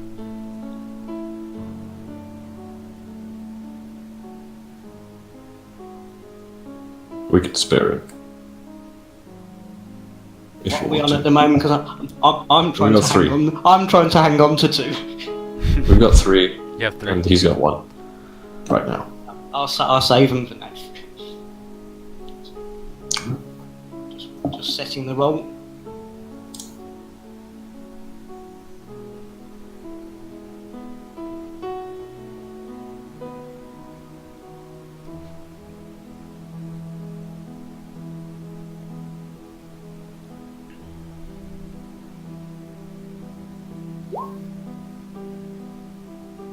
Mm. Okay. Uh,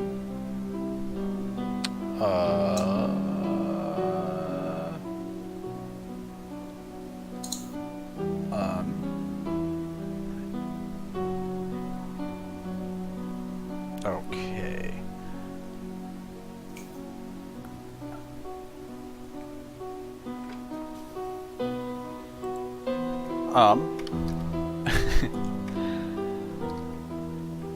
So you see. When you really need to roll a success. Oh, you forgot your 3 boosts.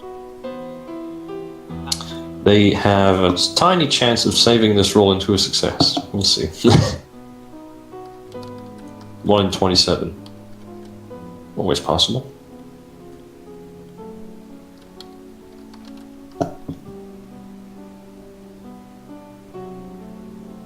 Fortunate. Lots of advantages, though. One thing. Okay. You see, he kind of shuts it down and says, "No, they must accept Wakor as their leader, Nordos as their lord, and we must be able to raise vast armies of undead. That is what my lord desires, and that is what he will get." And for those 8 advantage. 7. 7? Oh, my bad. I'll say that Samsara, you get a free upgrade when talking to Star Crash, because he's heard you speaking and finds you to be a very reasonable and level-headed arbiter.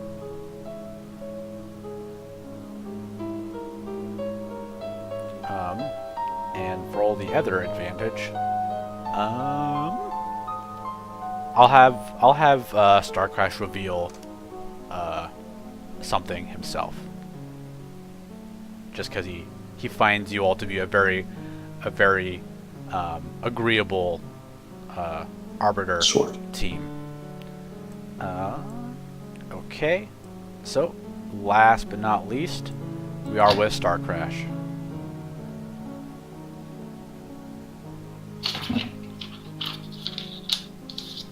So does he say anything before we do? Yes. So you see him, and you see he's actually crushing up glowing rocks, and is licking the dust, and he is licking his claws clean it so he can get all the dust he can. And he says, "Whoa, welcome, friends.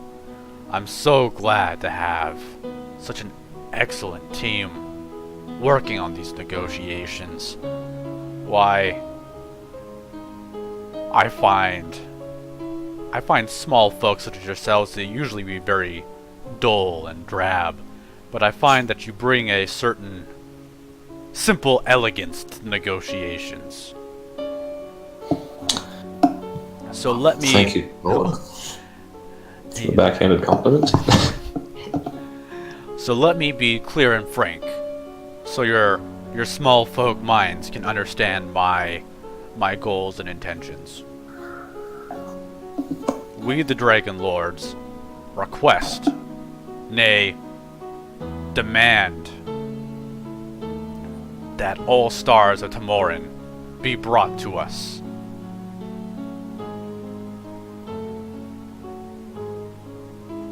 So that is his desire, is for all the stars of Tamorin and the starbound runes that are not currently in the Dragon Lord possession. Would we... Are the... Either of those things have anything to do with what he's slurping up? If you guys want to go ahead and make me a knowledge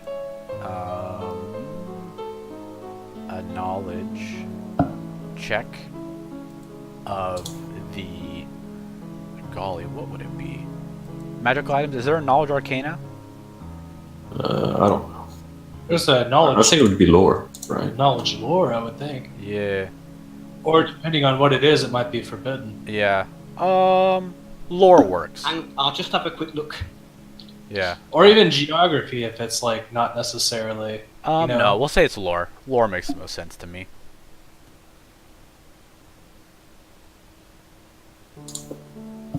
Like maybe Should he we just put, likes to eat rocks.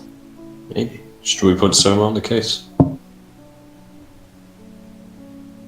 What'd you say the difficulty is? The difficulty, I'll say average.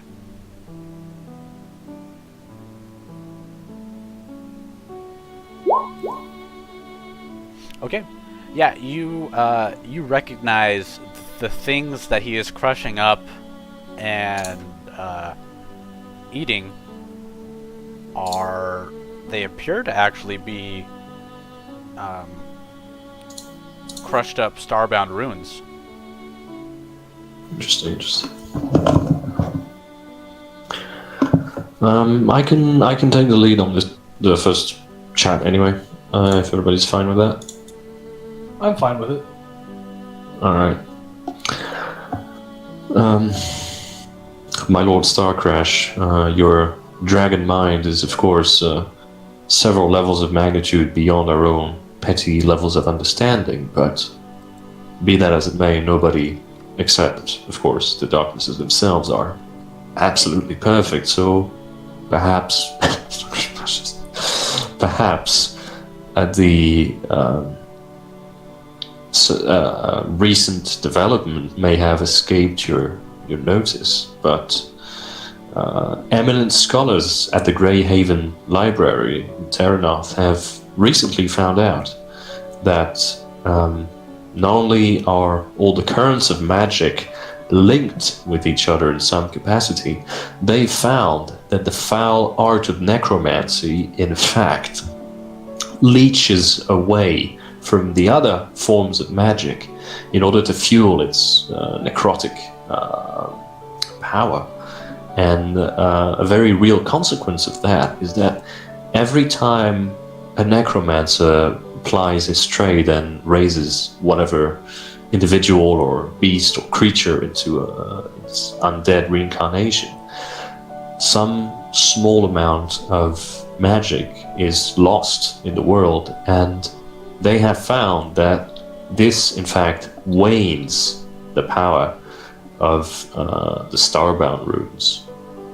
And now, I'm sure you realize if the treaty isn't signed, then Waikar could very well take over and overpower, perhaps take a prime seat of power on Terranoth, with which he would be able to kill everybody and raise them as undead with impunity, which would work very much to his favor, but as a direct consequence, which we now are aware of thanks to that discovery by the scholars at Greyhaven, the Starbound runes would be diminished to very little more than pretty rocks with no substance behind them.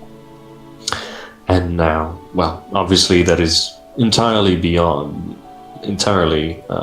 not the goals that yourself and the other Dragon Lords are seeking to achieve. So I must ask you to consider, Eminence, if the treaty isn't signed, then there is a very great risk that the Starbound runes simply disappear. Okay, you hit home on a very important thing for him. So you're gonna get a free upgrade, and Very from nice. other RP and stuff, you're gonna get 3 boosts. Wow. Now watch me roll 12 advantages this time, but no success. I'm excited. So was it 2 red? Star Crash is actually 3 purple. Okay. Alright, so 3 purple, 3 boosts. We've got a free upgrade in there. Yeah, okay. Let's give it a shot. Boosh. That's okay. So you can see the Star Crash for a second. It seems like it's taking a moment to process in Star Crash's mind what you just said, and then it snaps and says, "But, well, I didn't know that." And he looks at Man Shatter and slams his claws down and says, "You're trying to cheat. You're trying to take away my power. Those aren't the rules, Man Shatter." And you see Star Crash is getting very livid. Yeah. So I just don't bring this crashing down. 3 advantages, perhaps. I'm gonna defer to you two guys. Do you think it's better to learn his desire or his fear, or to learn his true goal? True goal might be worth going. All right, then. I would like to spend those advantages to learn the true goal of Star Crash. Oh, shoot. I remember he already kind of told you at the beginning. It's to get all the stars of Tamoran. Okay. Yeah. Do you guys want to learn the desire or the fear? Sorry. I think we should learn his fear. I mean, don't we kind of? I mean, we know he's a junkie, so isn't the fear maybe just losing the junk stuff? Maybe I don't know. I mean, does he have a need for the stars in that respect? Can he not live without them or something like that if he's eating? I mean, Sam, sorry, you mentioned you had a big idea for this, so you choose desire or fear. Go for the fear, and All right. his heart might play more into my angles. And I will say that if you're very confident in what you're gonna say, you might consider just taking another upgrade, because you already have one, so you might be able to bring it home with a big roll. Ooh. Okay, yeah, I'll do that instead, because I think we've got him sort of squared out enough. Sure, I'll give an upgrade to the next person to go's check. Okay. So Samsara, keep in mind that you already have one upgrade from the Man Shatter social thing. So you have one free upgrade, and then there's one free upgrade to the next person who goes. Ooh, I'd like to go. Okay.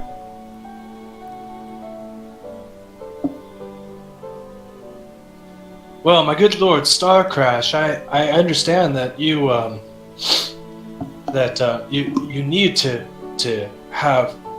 you need to drive back the other darknesses, but at the same time, I must say that, personally, I professionally owe your people a great debt.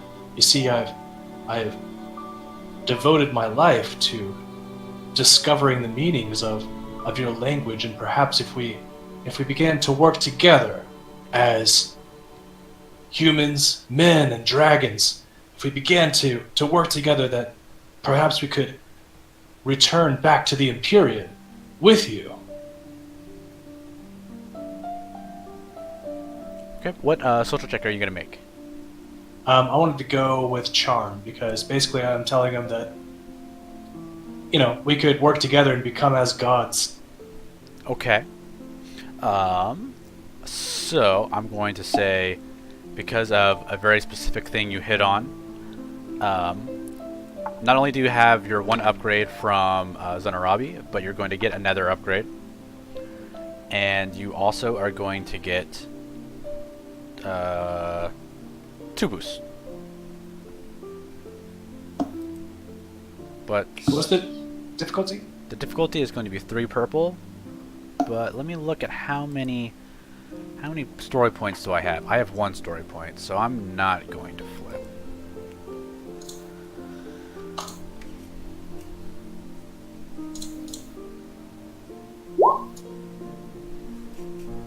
Yes. Alright. So Star Crash nods and says, yes, you are clearly a great mind amongst the small folk.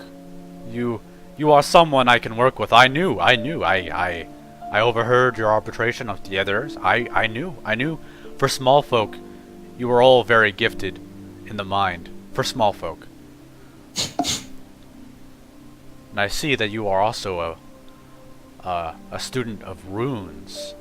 There's much we could study together. Very much we could study. And for this 3 advantage, you could give another upgrade to Samsara or something else. Because yeah, the reason I'm suggesting upgrades is because you guys, I feel like you pretty much have Starcrash kind of squared away for what his deal is. But if you can think of something else to do with the advantage, I'm definitely open to suggestions. I think we should just upgrade Samsara's. I think it's a good idea, yeah. Okay.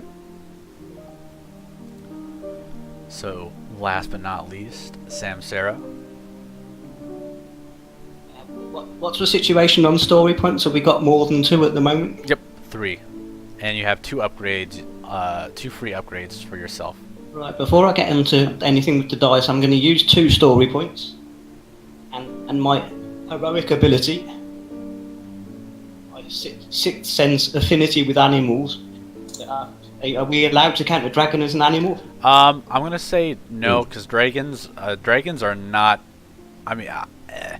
They're smart. Yeah, they're sentient beings. Like maybe like the like there are like feral dragons that I would consider, but this is like a sentient being. Real quick, what page is that heroic ability on? I mean, it basically only gives you a bit of useful information about the encounter anyway. It's It's page 77 of Realms. Yep. Just, oh. Such as animals. Okay. I chose animals as the specific. Yeah. Okay. I mean, yeah, I'm sorry. I'm thinking animals have a sort of. I'm gonna say. I'm thinking dragons have a bit of animal in them. Well, I would say that the cat folk are closer to animals than dragons really are. I mean, dragons are. Dragons are descended from like heaven, basically. Yeah, and in this setting, they can travel between realms with relative ease, right? Because they invaded from the Third Darkness. They invaded from a different realm. Yeah, they invaded from the Molten Heath. Yeah. So I'm gonna say no. Dragons are not an animal. I'm sorry. I'll scrap that plan.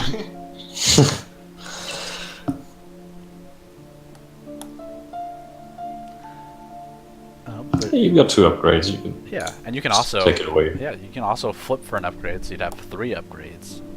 You get a full 3 yellow on it. Oh my god. Not so bad. I'll flip from upgrade instead, as I can't use it. I'll just do that.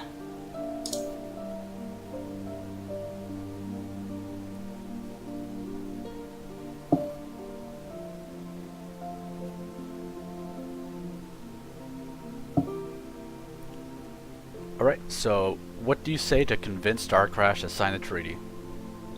Right, following on from what you've just been talking about, the shards are quite important for defending Terrinoth, and obviously, from a Terrinoth perspective and yours as well, we want a solution that provides protection for Mennara. And as I think dragons are potentially I think dragons have got a bit more potential to be allies than the other. Can I say this to him in private, as we mentioned earlier? Yeah, I think dragons have potentially got more potential to be our allies than the other 2 forces being represented here. And obviously we want an agreement that pleases them as well, and something that sort of pacifies the situation and brings all parties together in some way, shape or form. Potentially, maybe, I'm thinking, perhaps dragons, because there's been a lot of trouble in Terrinoth because of the shards falling into the wrong hands, what if the dragons were to be the protectors of the shards, and then somewhere in the agreement we might get something that pleases the other sides, because the negotiations are going to be a bit trickier with them with what they actually want, because the things they want actually directly potentially bring harm to Terrinoth. So, but at least in terms of a shard, You're Hey, the I'm guy. sorry to interject. Give me just 1 second. I just need to jump in here. Nick, we are ready to start the finale. Okay. So, but my group is taking a break. So, what we'll be doing is, I'll just explain this for the players. We're actually going to be in the same Roll20, but we will remain in separate voice channels. And so there will be 2 combats going on that are happening simultaneously. You guys will be able to see the other team. Nick will explain that when we actually get it started. But yeah, so Nick, how much time do you think you'll need to... This was literally like the last few sentences of the closing arguments. So Awesome. Okay, great. So yeah, Nick, let me know when you're ready to start. I'm going to take a 5-minute break. Okay. And yeah, cool. Thanks, guys. Auspicious timing. So to summarise, maybe if the dragons become some sort of guardians of the shards and we work with them in that respect to protect Terranoth and Mennara from the other threats from the other 2 factions, because perhaps we might have to give them some sort of powers that we maybe don't really want to have to give them to succeed in these negotiations, but maybe the dragons could work with us in some way. We help protect Terranoth from any negatives that might come out of that. okay, yeah. I'm gonna give you, for RP and some of the stuff you hit on, 3 boosts.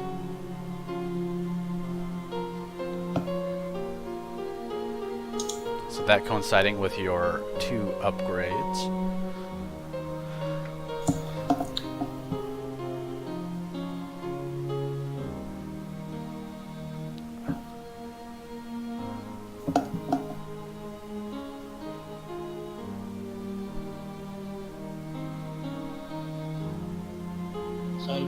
I'll about make the 2 greens 2 yellows instead of taking. Yeah.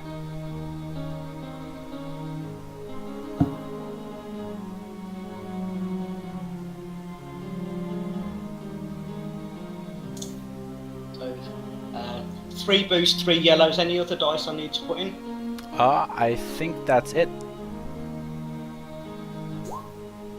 Oh, there's no difficulty. You need 3 purple.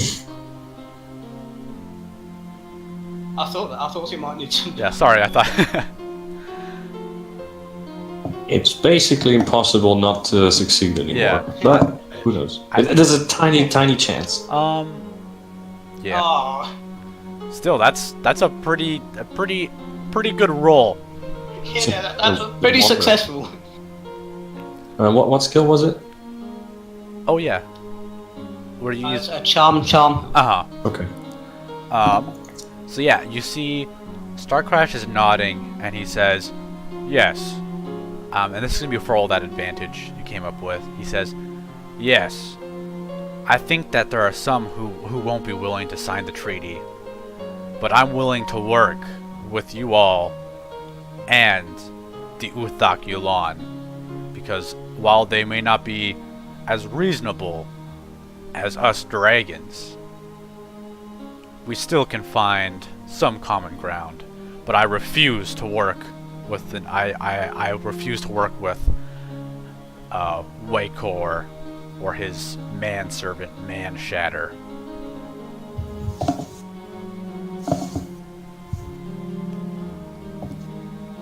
Alright.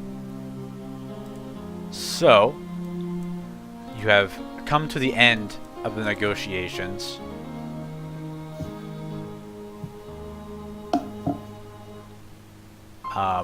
So at this point, GM Assistant, can you tell me how many successes were... Check out the general. The general? I tagged you. In Discord? Yeah. Alright. Okay. So 6 successes... 3 successes... Okay.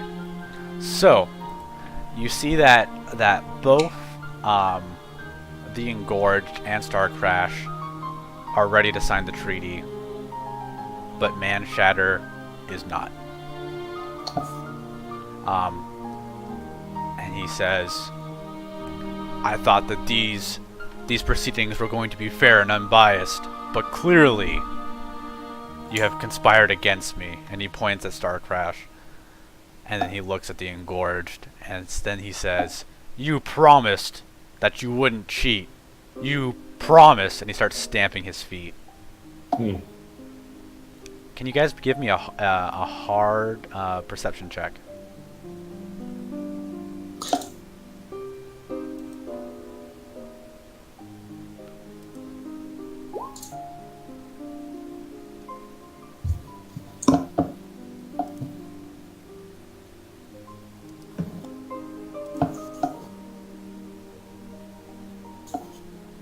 And Samsara?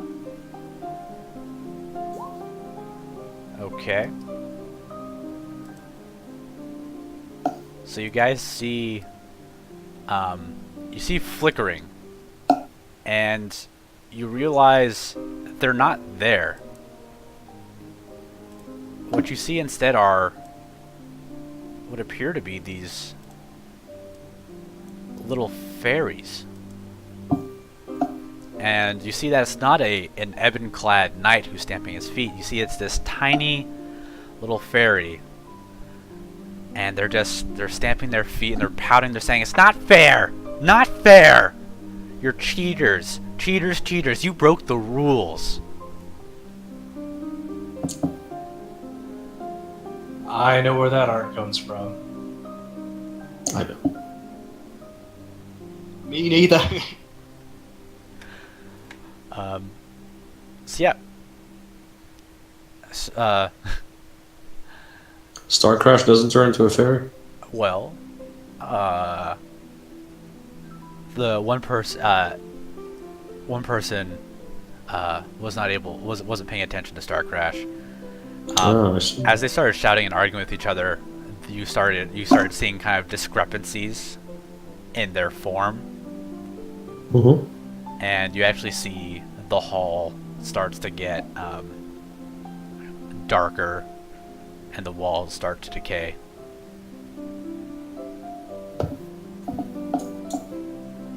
And we'll say that Star Crash actually,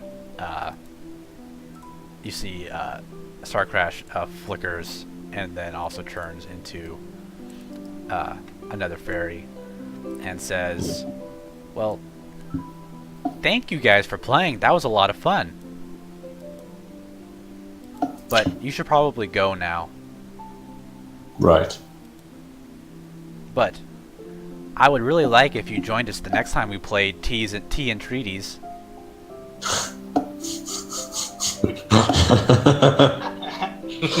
I see what you did there. Good. Well played. Demons and dragons. So you see, you turn around and you see a door that wasn't there before, because the way you came in was a gate. And you see the man shatter and the engorged are still arguing, and Star Crash is waving by.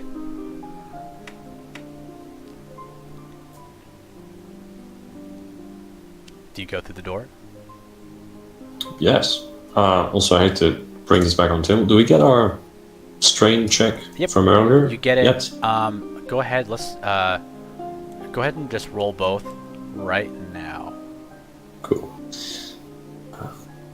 Discipline twice. Push, push. Okay, 3. Perfect, that's what I had. Have you forgotten to tell us about any strain we've taken, or have you just managed to go without taking any? You guys didn't have you didn't have very much threat when you were doing any of those checks. Like, I don't think any of them got threat. Yeah. Yeah, I'm still. I was just checking because I'm still strain free at the moment. Yeah. Be glad. It was all in the mind. Yeah. That's because you don't have to cast spells. Yeah. Spells are- So I'm going to stop the recording here. Yeah, take break. Okay. Yeah, they look like boomerangs Hello made and out of welcome legs. back. Our intrepid band of dream travelers find themselves in from what they can perceive, an endless plain where they're surrounded on all sides by massive hordes of skeletons.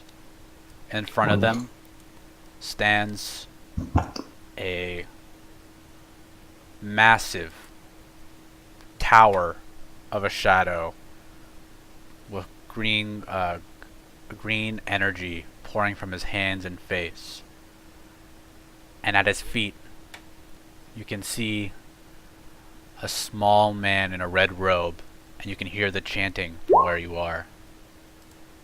So, you guys are not going to roll initiative in the way they are. What we're On the dice rolls channel? Yeah, because the issue is then it's going to interfere with their turn order thing. So what we're going to do is, if you guys... Oh, you know, I should have done it in the other channel. What I'm going to do is you are going to tell... You guys are going to... should I have you guys... You can't do the initiative roll, because that's going to mess with their thing. So... Right. Let's do... go to your character sheet, and I think what I'll have you do is... We could use the initiative tracker from the dice bot in the dice rolls channel. You said to use vigilance for initiative. You can use... If you need an initiative roll, you said use vigilance. Pardon? You will... yeah.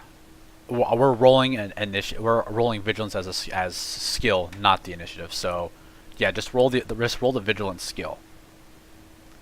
I can't see my character sheet to roll You on. can't.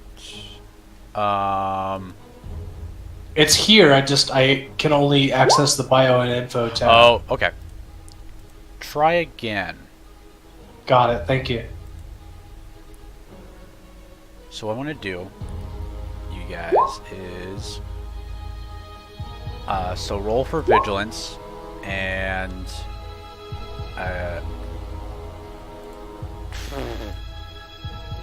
roll for vigilance and GM assistant if you... Oh, I've done it as I'm logging it. I'm logging it.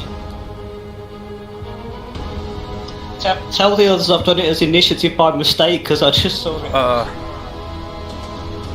Okay. Which one is yours? I wrote it in the general chat for Tommy to see. Okay. Control 5. Thank you.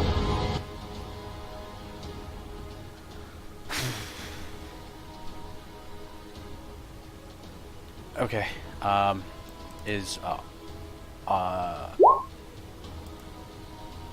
No, we'll use the previous one.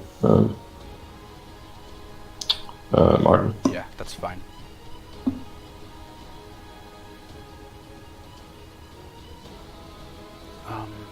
Okay. Then I will real quick roll for the vigilance for... The baddies. Yes. So, NPC vigilant. Okay. Skills. Okay.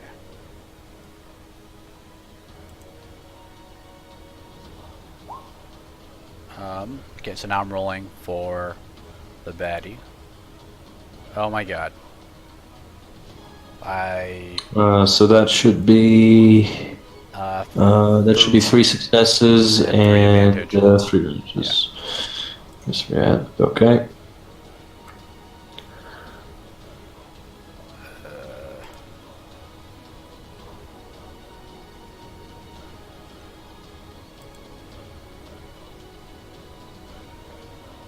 Weird.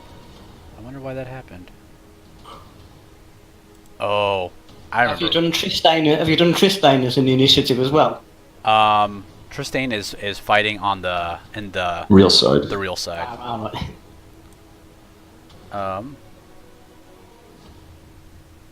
Okay. Is Tristane somebody that happened before? Or is he a new character? I think he's happened before. Okay. So, I think he might be new, but I've only had a quick watch of the videos. I think he's I'm new. trying to remember. But anyways, Anyway, it doesn't matter. Doesn't matter. Initiative? Oh, it's just him against us? Yep. Okay. Are we? I'll just put in general. Are we using the dice roll initiative tracker? No, we Okay. are. That's the physical realm, the mortal realm, and we. No, are, I mean the Discord dice bot tracker. Oh. Are we using that? No. Here was what I want to do is I'm going to boop it over here. Can you guys see that? See what? Yes. Okay, so It's an NPC and a 3PC. yeah. So boo. Oh, you know what? I forgot. I need to roll him twice. Mm-hmm. No difficulty. That one sucks. Yeah. So it's Okay. yeah, NPC, 3PCs, NPC. Okay. So NPC. NPC. Okay. So NPC should be on top of me. right.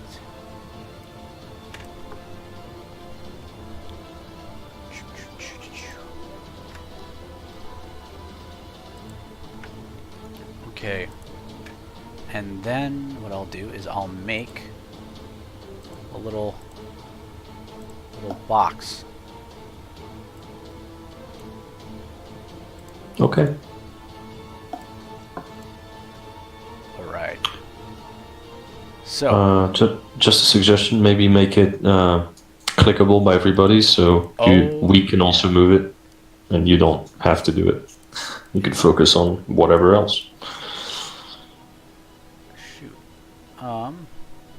Is it not clickable by you guys? Not right now. That's a bummer. That's weird.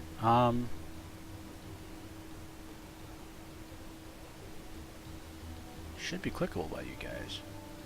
Okay. Well, it's not that big of a deal. I should be able to handle it. If you want, I can make a box and I'll sort that out. Okay.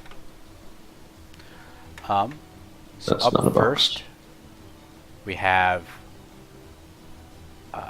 this writhing mass of shadow and the skeletons that surround you all.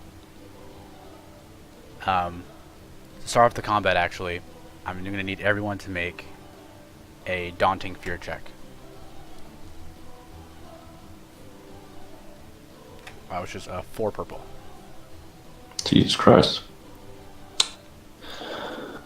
Well, we'll see what gives. Oh, in terms of story points, what happened? Do we have one huge pool for everybody, or do we keep our small pool? Let me ask real quick. You guys can go ahead. Each of you get an upgrade. And I'll say that it's because you've seen through you've seen through some of the necromancer's dark magic. Okay. Wow, I make it. Nice. Didn't expect that. Just take 2 strain. I don't like that either, but okay.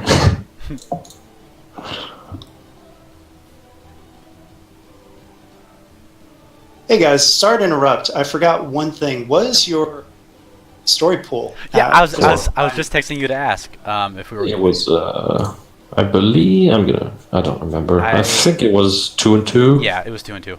2 and 2. Okay, so I'll add them to it right now. All right, great. Don't touch the story points for just a second. All right. All right, thanks. Yeah. So Samsara, nice, and Soma. He already rolled. Oh, he did? He got a failure and 2 advantages.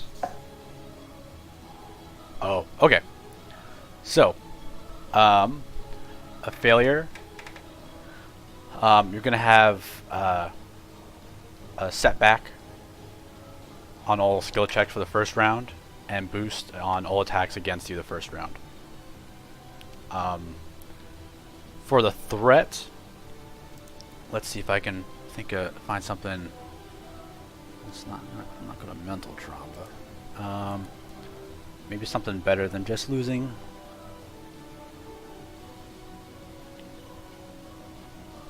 Okay. I don't like the sound of that. Okay. So, you've all seen how this dream realm has been fickle and changing, and you can never really nail down what's happening. Well, you see the tower made of shadow, far away from you. But Samsara, with those 4 threat, you realize it's actually on top of you.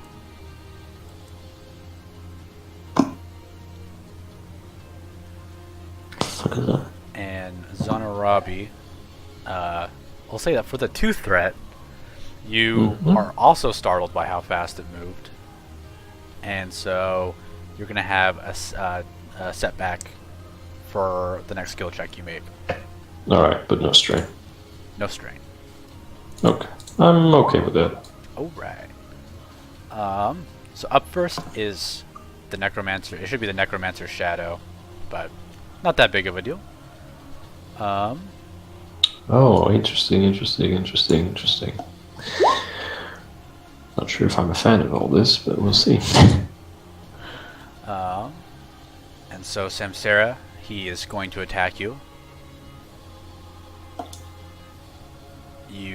Do you have anything to offset his attack? Apart from running away very quickly. If it's a melee attack, he has 2 defense. Yeah. That's what I was thinking. Yeah, I've got 2 defense. And what's the situation with using story points? Because you should be able to use them now. How many story points? Go to your character sheet. And how many story points do you have?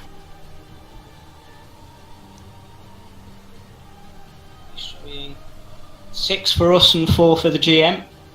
Okay. Then that sounds like Tommy has transported them over, so you can use them if you'd like. I'm going to use one to Okay. react promptly to the fact, oh god, this shadowy thing's on top of us pretty much. Shit.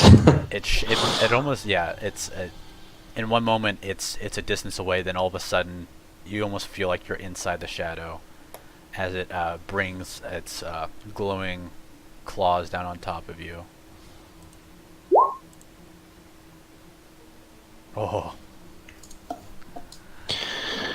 That's mostly good.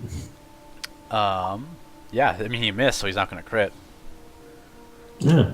So, you're able to, I'll say that, so the triumph for him is going to be, you were able to, just in the nick of time, were able to lift up your shield and it smashed down, so it knocked you prone. So that's the triumph, is you're prone. And for the tooth advantage, it's going to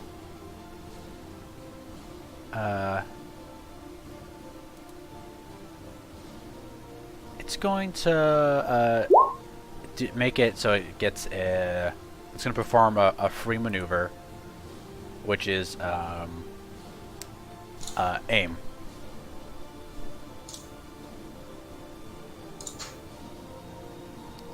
And then it is a PC's turn.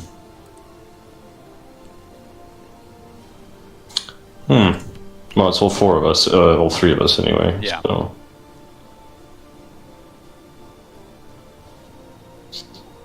I'm gonna move to Zanarabi and cast an augment on him.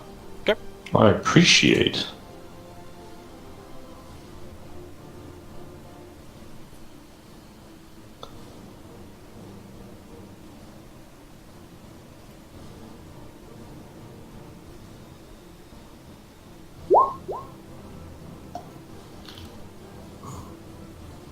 Oh wow. Ooh, can I I am add, particularly augmented. With a triumph, what can you do? There's no magic table for good stuff. It's only for the Oh. bad stuff. Really? Yeah. Then, but what? But the triumph. No, I'm not saying it's useless. I'm just saying there's no fancy table like for threats and despairs where you Okay. can do lots of crazy shit.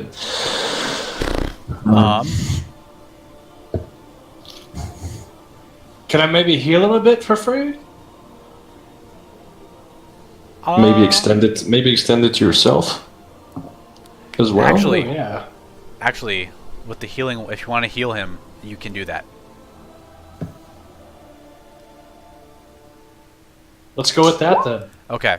So How, as you how much? as you go to augment him, you feel your normal magic, but then you feel a green mist start to emanate from you, and you hear Largashak whisper, "I'm here, my friend." Oh, he's back. And you can almost see him smiling, and he says, "See, I told you I'd get you here." Oh, we're all in his dream. Good. So yeah, Okay. Zanarabi, you are healed. Fully? Yep. How much? Oh, nice.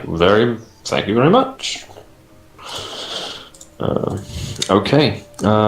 So now it's all three. It's Samsara and myself. So the shadow is engaged with all of us. Yeah. That annoys me a bit because if I shoot it, I risk shooting someone else. But I guess I don't have a choice, do I? So Zenrabi is going to move away from the shadows Are you twice, going- in fact, Okay. such that he is at medium range. Can you I'm not running move away. that far? Because disengaging is a maneuver, right? Yeah. And then moving to Well, short. it puts you disengaging puts you from engaged to short, and then it's another from short to medium. Yeah. So two, I can do two. So yeah, 2 maneuvers to run away. No, because in the same box is short as long as you're not touching. So you can make it. Oh yeah, sorry. Yeah, I think it means you are at sorry. medium, but you're just in the wrong place. Yeah. I wasn't paying attention to the columns. Okay. Sure. Yeah. No, I dart away to extreme in one round. I don't want any part of this. Anyway, what am I gonna do? I'm gonna attack it, obviously. How?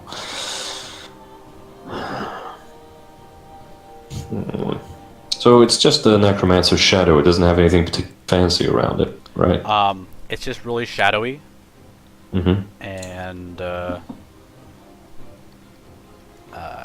yeah, it's real shadowy.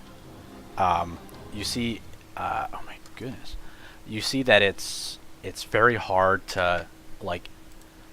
You see it, but it's not always exactly where you think it is. It's almost it seems like it's kind of shifting around in a very unpredictable way. Interesting. Okay. Well, I think I'll be a bit boring on the spell. I'll just cast a plain, fully regular attack spell with nothing added to it. Just the basics. Okay. So normally that's 1 purple. What am I looking at on top of that? So he has adversary 1, so it's going to be upgraded once, and he has Okay. 2 range defense. Okay, so I'm looking at 1 red and 2 setback. 2 black and an extra green. Augment. That sounds about right. Let's see. Boosh. That's alright, I guess. Just checking. It really bothers me some of the greens are being resolved as yellows. Yeah. Visually, if not practically. Anyway. So he's looking at 12 damage. 12 damage.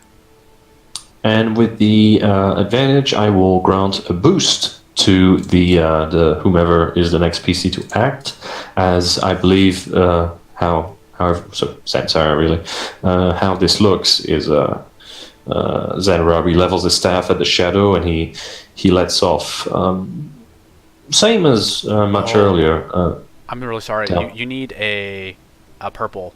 One more purple because Samsara is engaged. I don't think that applies to magic. Yeah, range attacks. Fair enough. Okay. I mean, if you were shooting like a magic missile, I'd be totally Alright, on board. so- But Forget the the advantage. forget the boost part. Sorry. No worries. 12 damage. All right. 12 damage as Zanarabi levels the staff, and as much as earlier with the orcs, he shoots off this green wispy bolt of force that smashes into the shadow. How much effect that has, I don't know, but that happened. Okay. Yeah. Let me... Speaking of that, did that seem to have significant or not? That you approximate about that much of the bar fill effect. Okay. All right. All right. Next PC.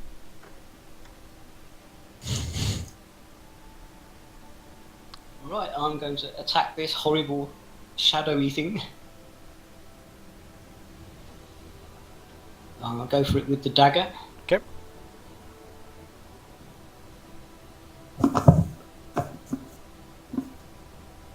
Just bring the dice together. Are you going to use a maneuver to stand up? Yeah, that would make sense.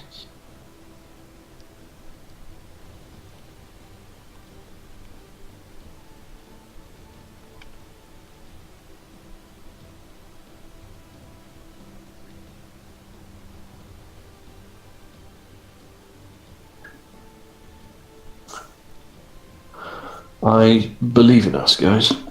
I do. Okay. So you swing and you're trying to stab at him. Actually, you are missing an upgrade and one setback. So just go ahead and roll. Let's go ahead and roll a setback real quick, and we'll see if that affects your advantage.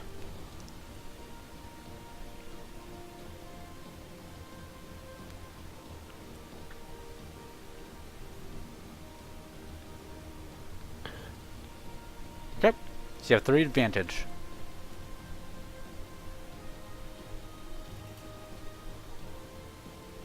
What would you like to do with it?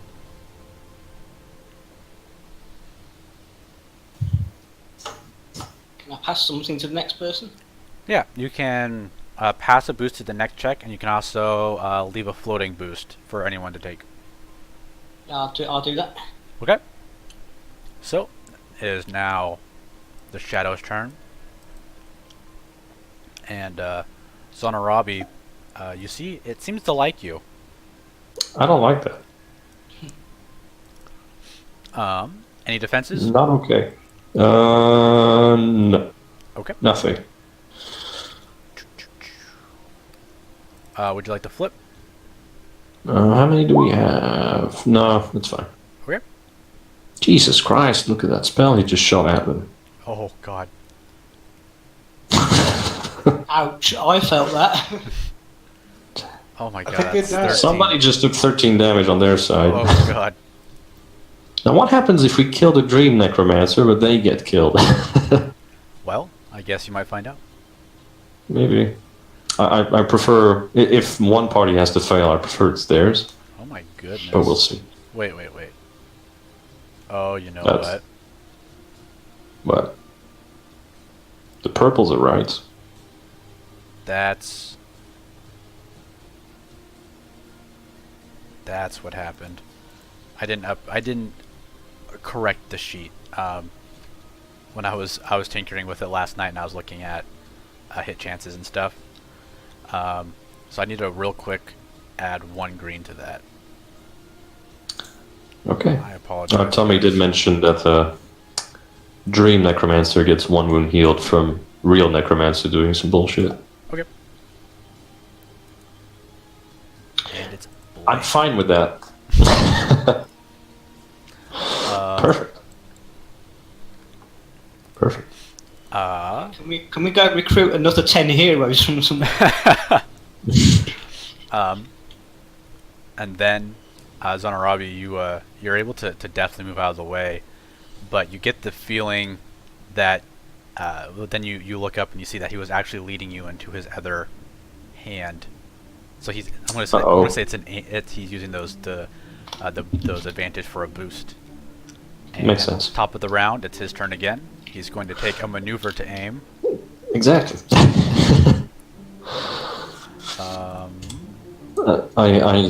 I know when I'm a GM and I pulled the he gets to go at the end and the start because that's how the initiative slots work. The players always feel like that's cheating.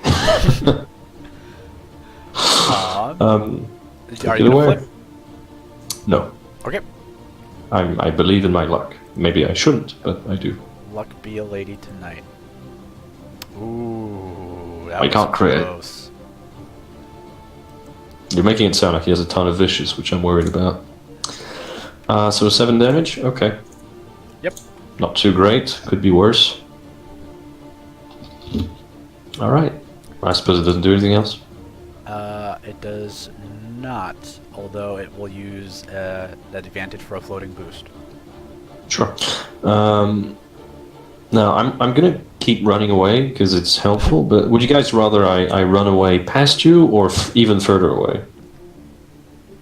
You can run further away, that's cool. Okay. Boom. I'm going to run here now. I'm making myself it has to choose. Anyway, how am I going to blast this one? I will try to add fire as an effect to my spell. Which makes it 2 red. 2 red, 1 green from augment, 2 setbacks from defense. He's not engaged with anybody anymore, so that's really good. Oh wait, so he's only adversary 1. Yeah, no, never mind. I'll forget about the fire aspect. So yeah, 1 red, 1 green, 2 black. Let's take it away. How many story? I'll use a story point, whatever. Why not? We got a plan. Boom. And we do have to apply the upgrade. Boom. Oh. That's interesting. It's not what I wanted, but it's interesting. I wish those 2 symbols were flipped. All right.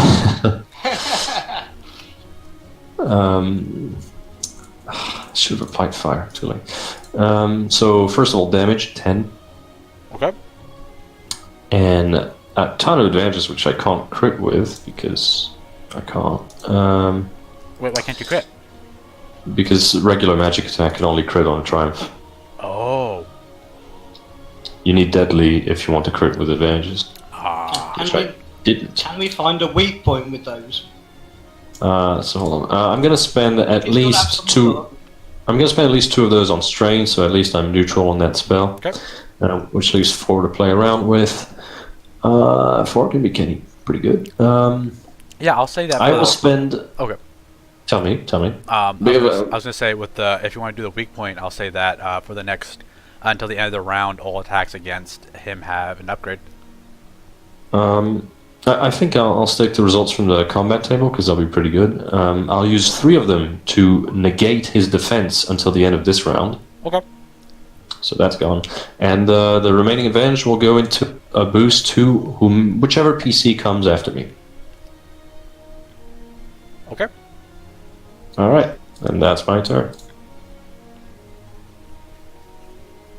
Somebody take it away. It's probably a better idea for Soma to go before Samsara, because then there's no risk of shooting a friendly. Yeah.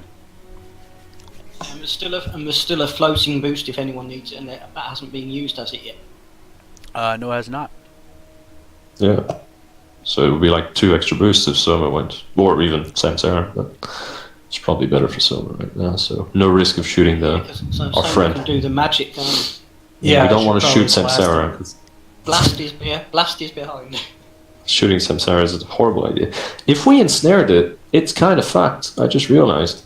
If in this situation. Yeah, it's not a bad idea. Let's try a I meant short range? Medium. Medium. Short is when you're within the same Column, but not touching. But not touching. So, Let's yeah. go a little closer, and we'll do a deadly ice spell.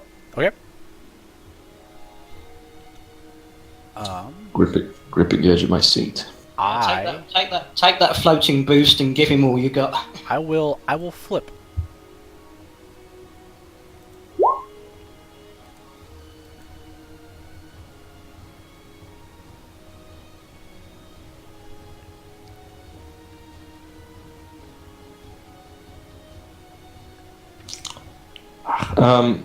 Those setbacks shouldn't be there. So it's 3 successes. Okay. Oh, okay. I thought it had 2 range defense. I negated it with a previous roll. Okay, so 3 successes then. Yeah. No worries. No ensnare, pity. What's the damage? 10 damage. Okay. We're getting there.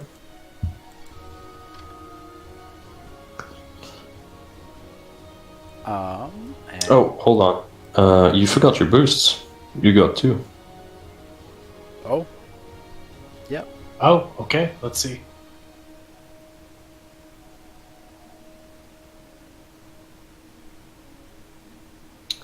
You're just hoping for 2 advantages.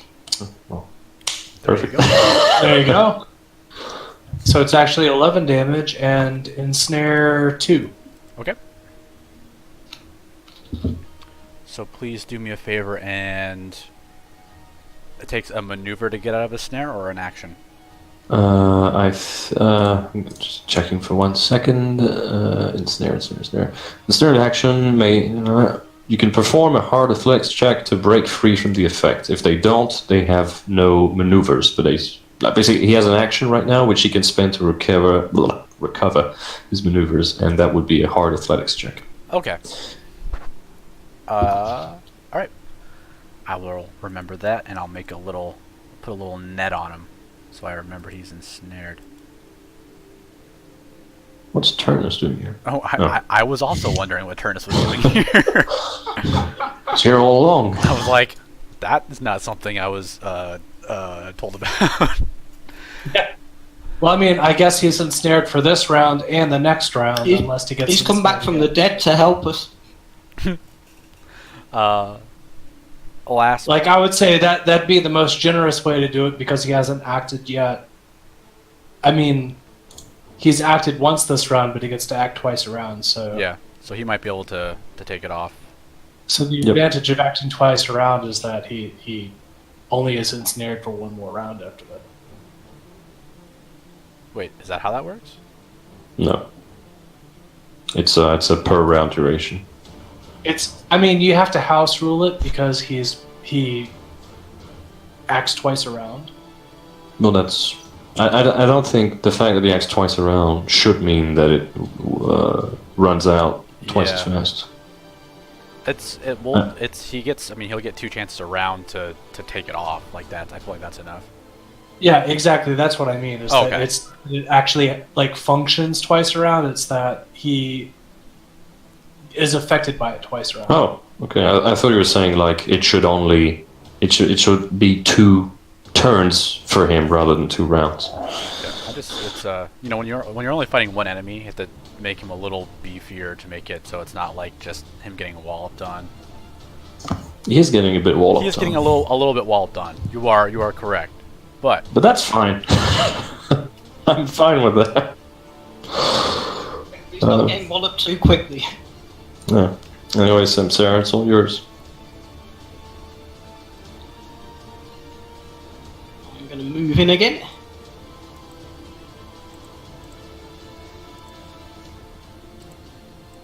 Stabby time with the dagger. okay. No defense. So 1 red, 1 purple. Yeah. Unless you wish to flip. Nah, I'm alright.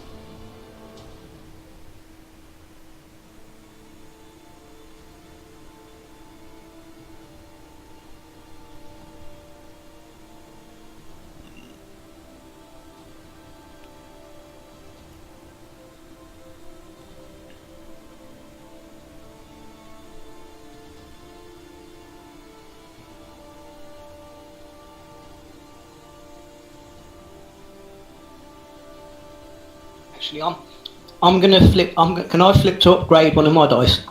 Yes.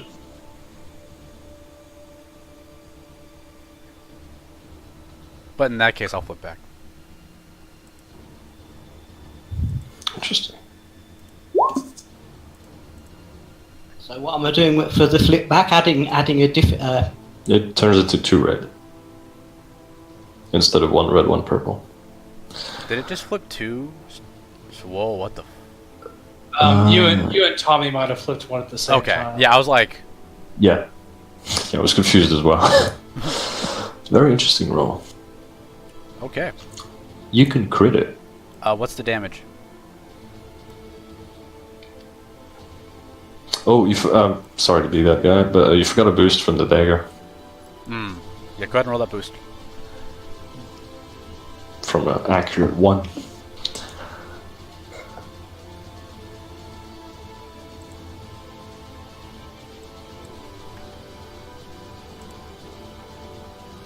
Samsara? Yeah, just rolling. Well, Alright. So much for that. what is the damage you're doing? Right, it's got base damage +2.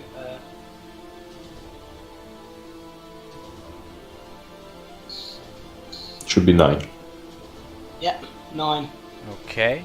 He is going to parry. Huh. Interesting. And daggers don't have pierce, correct? No. Okay. No. He's just going to do the base parry, because that's all he needs. So he doesn't take any wounds? He does not take any wounds. Unfortunate. That means you can't crit him.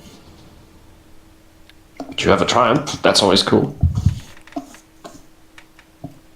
Yeah, what would you like to do with your triumph? Just hang on a sec. Okay.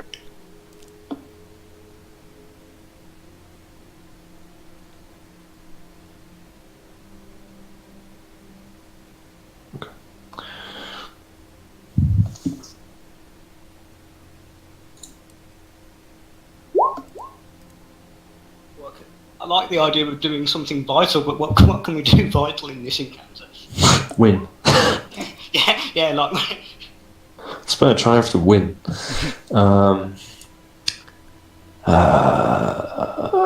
It could be narrative, but I don't know. Do we have? I don't know. If we have, some sort of weak point there. I guess it could be a narrative reason for an upgrade on the next check, which is Yeah, always nice. like he parried, but he opened himself up to another attack from you. I've got an idea. When I attack him, I see that I've attacked him somewhere that he doesn't like being attacked, so we can use that in our favour. A triumph is just 1 upgrade, right? Yes. So, I'll say you found, like, even though the shadow shifting, you found you opened up a spot for your next attack where you think you won't like to be hit. Very good. Yeah, because I can see some signs of something not being quite right there, like it's had some sort of effect. And with those 4 threat, let's see, what would be a fun thing to do with that? That was ominously phrased. Yeah. Okay. Everyone died. The active That's not character good. grants the enemy a significant advantage in the ongoing encounter, such as accidentally blasting the controls to a bridge, or was planning to use for their escape. I'll say that in attacking him, you accidentally hit some of the netting, so he's gonna have an upgrade on his check to get out of it.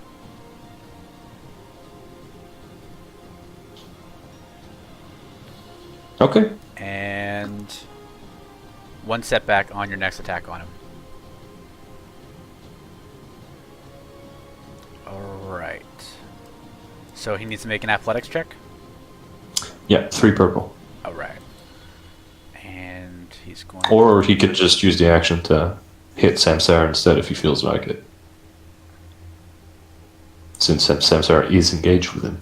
He is engaged. Yeah,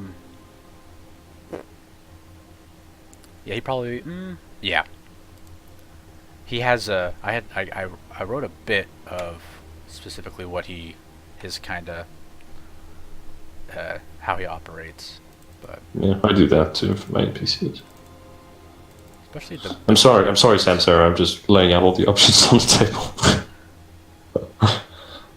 But you'll be fine, probably, hopefully. Maybe. Who knows? You know what? that does. I'll flip. Interesting. We'll see what happens. So he does get 2 upgrades on this from the flip and the previous thing. Yeah. 2 melee defense. I believe. Yeah. Alright. 2 upgrades. He will. Yeah, he'll aim. If he's gonna be there anyways. Wow. Could be much worse. He is. He's not rolling so hot. No. 7 damage. To you, Samsara. Just put that on. Top of the round. His turn again. And you know what? He's gonna do the same thing. Sans 1 upgrade. Or 2 upgrades, I guess, huh? Yeah. Unless you flip. Unless I flip. Nah. The ensnare will run out natively at the end of this round. Okay. And let's roll. Oh, whoops. That's not accurate.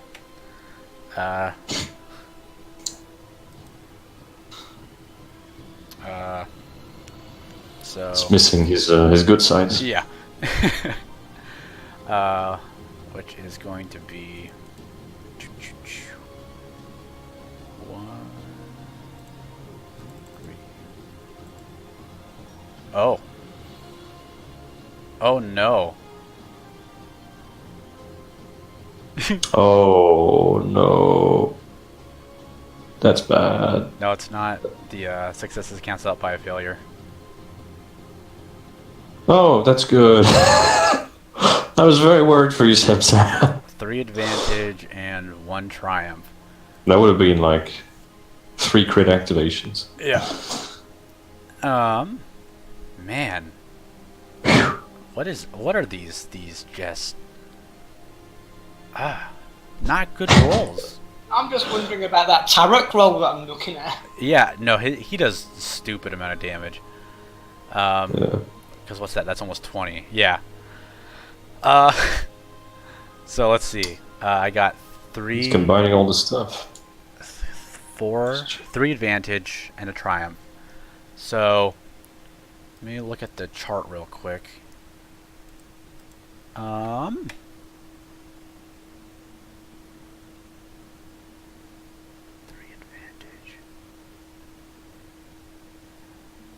advantage. For 3 advantage, I'm going to force him to drop a melee weapon he's holding. So you're able to block him with your shield, but you drop your dagger. And then for the triumph, I think I will knock him down.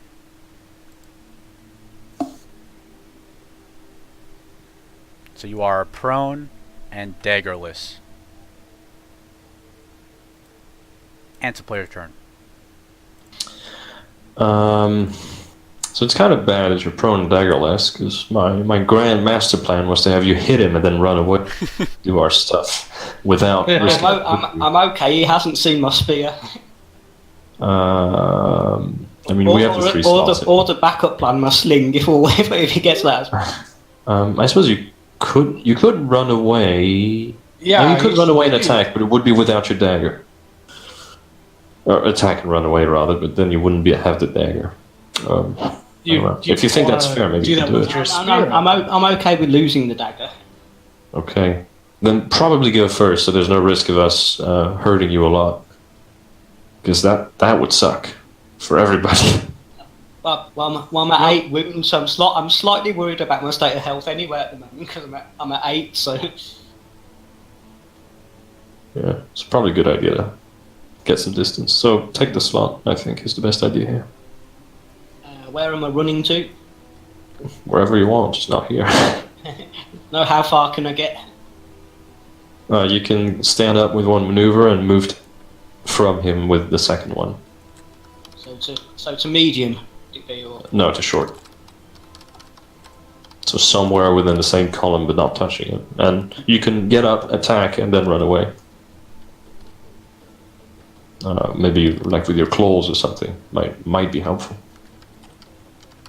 I mean, the only thing with claws is they use brawl, which I haven't got yet. I haven't got the skill that goes with it yet. So I mean, if you don't want to do it, it's fine. But it's all okay.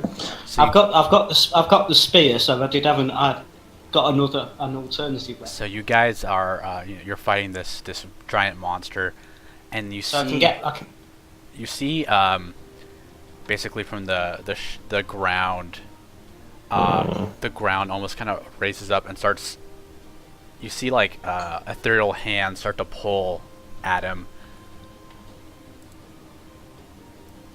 and you see he loses some of his shadow.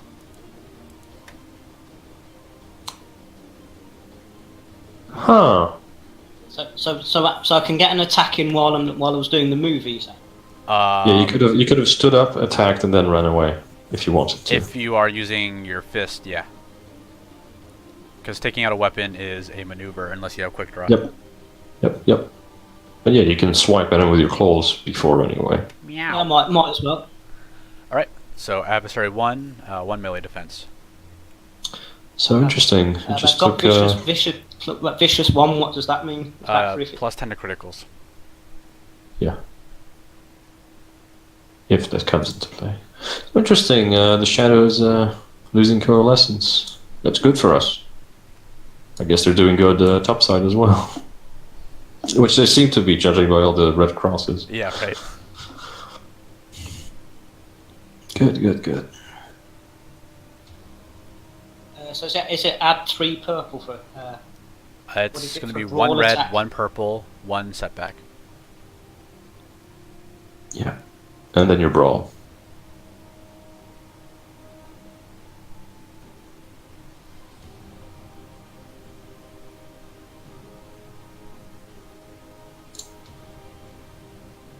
I'm going to spend. Am I back to?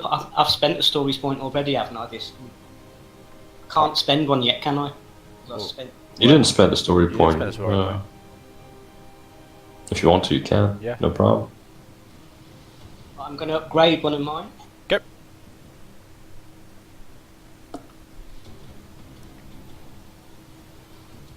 That would be 6 damage. Okay. It doesn't get through a soak. So now we know. Yeah, I thought it might be a bit futile when he's just knocked me over and I've dropped my dagger. I'm trying to get one in quick.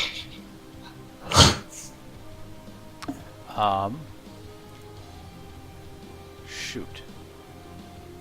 2 threat. You can't knock him down, is what I was worried about. No. He's gonna use that to make a free maneuver, and it's to aim. All right, is that your turn?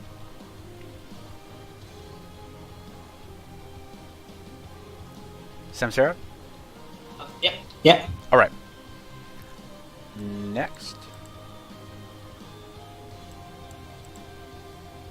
Another piece. Okay, I'll Want to go ahead? Yeah. Yep, I'll shoot him with ice.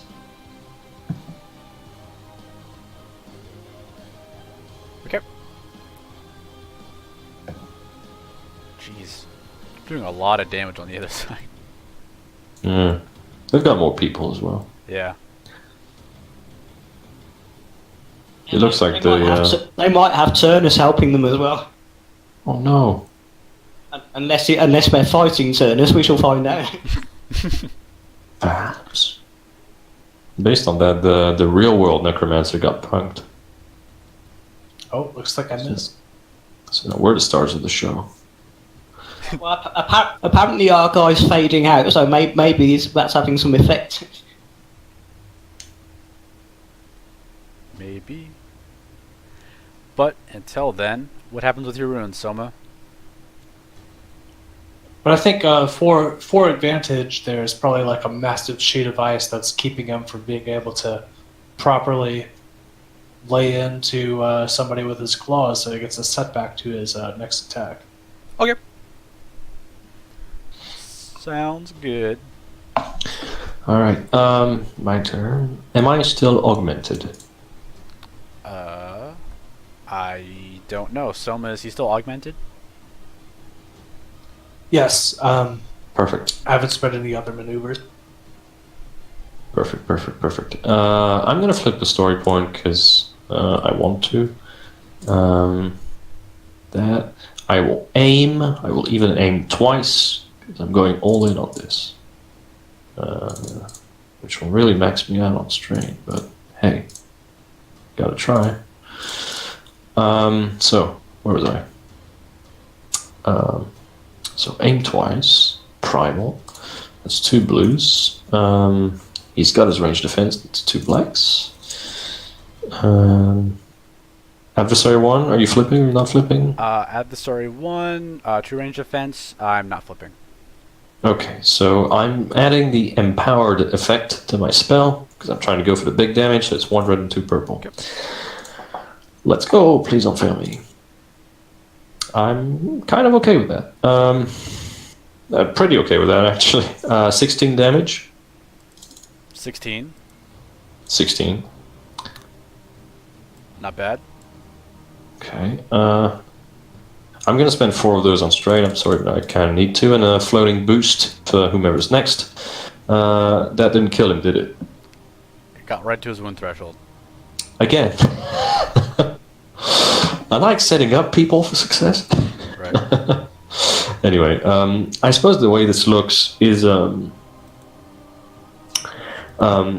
he's not sending anything out of his hands or his staff or anything. He's basically just like pointing the staff at it, and then with his left hand, he's going to make like a ripping motion. And what he's actually doing is he's almost entirely pulling the shadows apart. Uh-huh. And he nearly succeeds in doing it, but just not quite. Okay. Oh wait, hold on. Actually, did I calculate that right? It was at 13, 9, 7. He should have taken Said 16 damage. 16 damage, which should be. Oh. You got him. Is it? Well, in that case, he doesn't nearly succeed. He succeeds in ripping the shadows apart. I was off by 1. So. It would have been funny to twice just barely fail to kill, but. Yeah.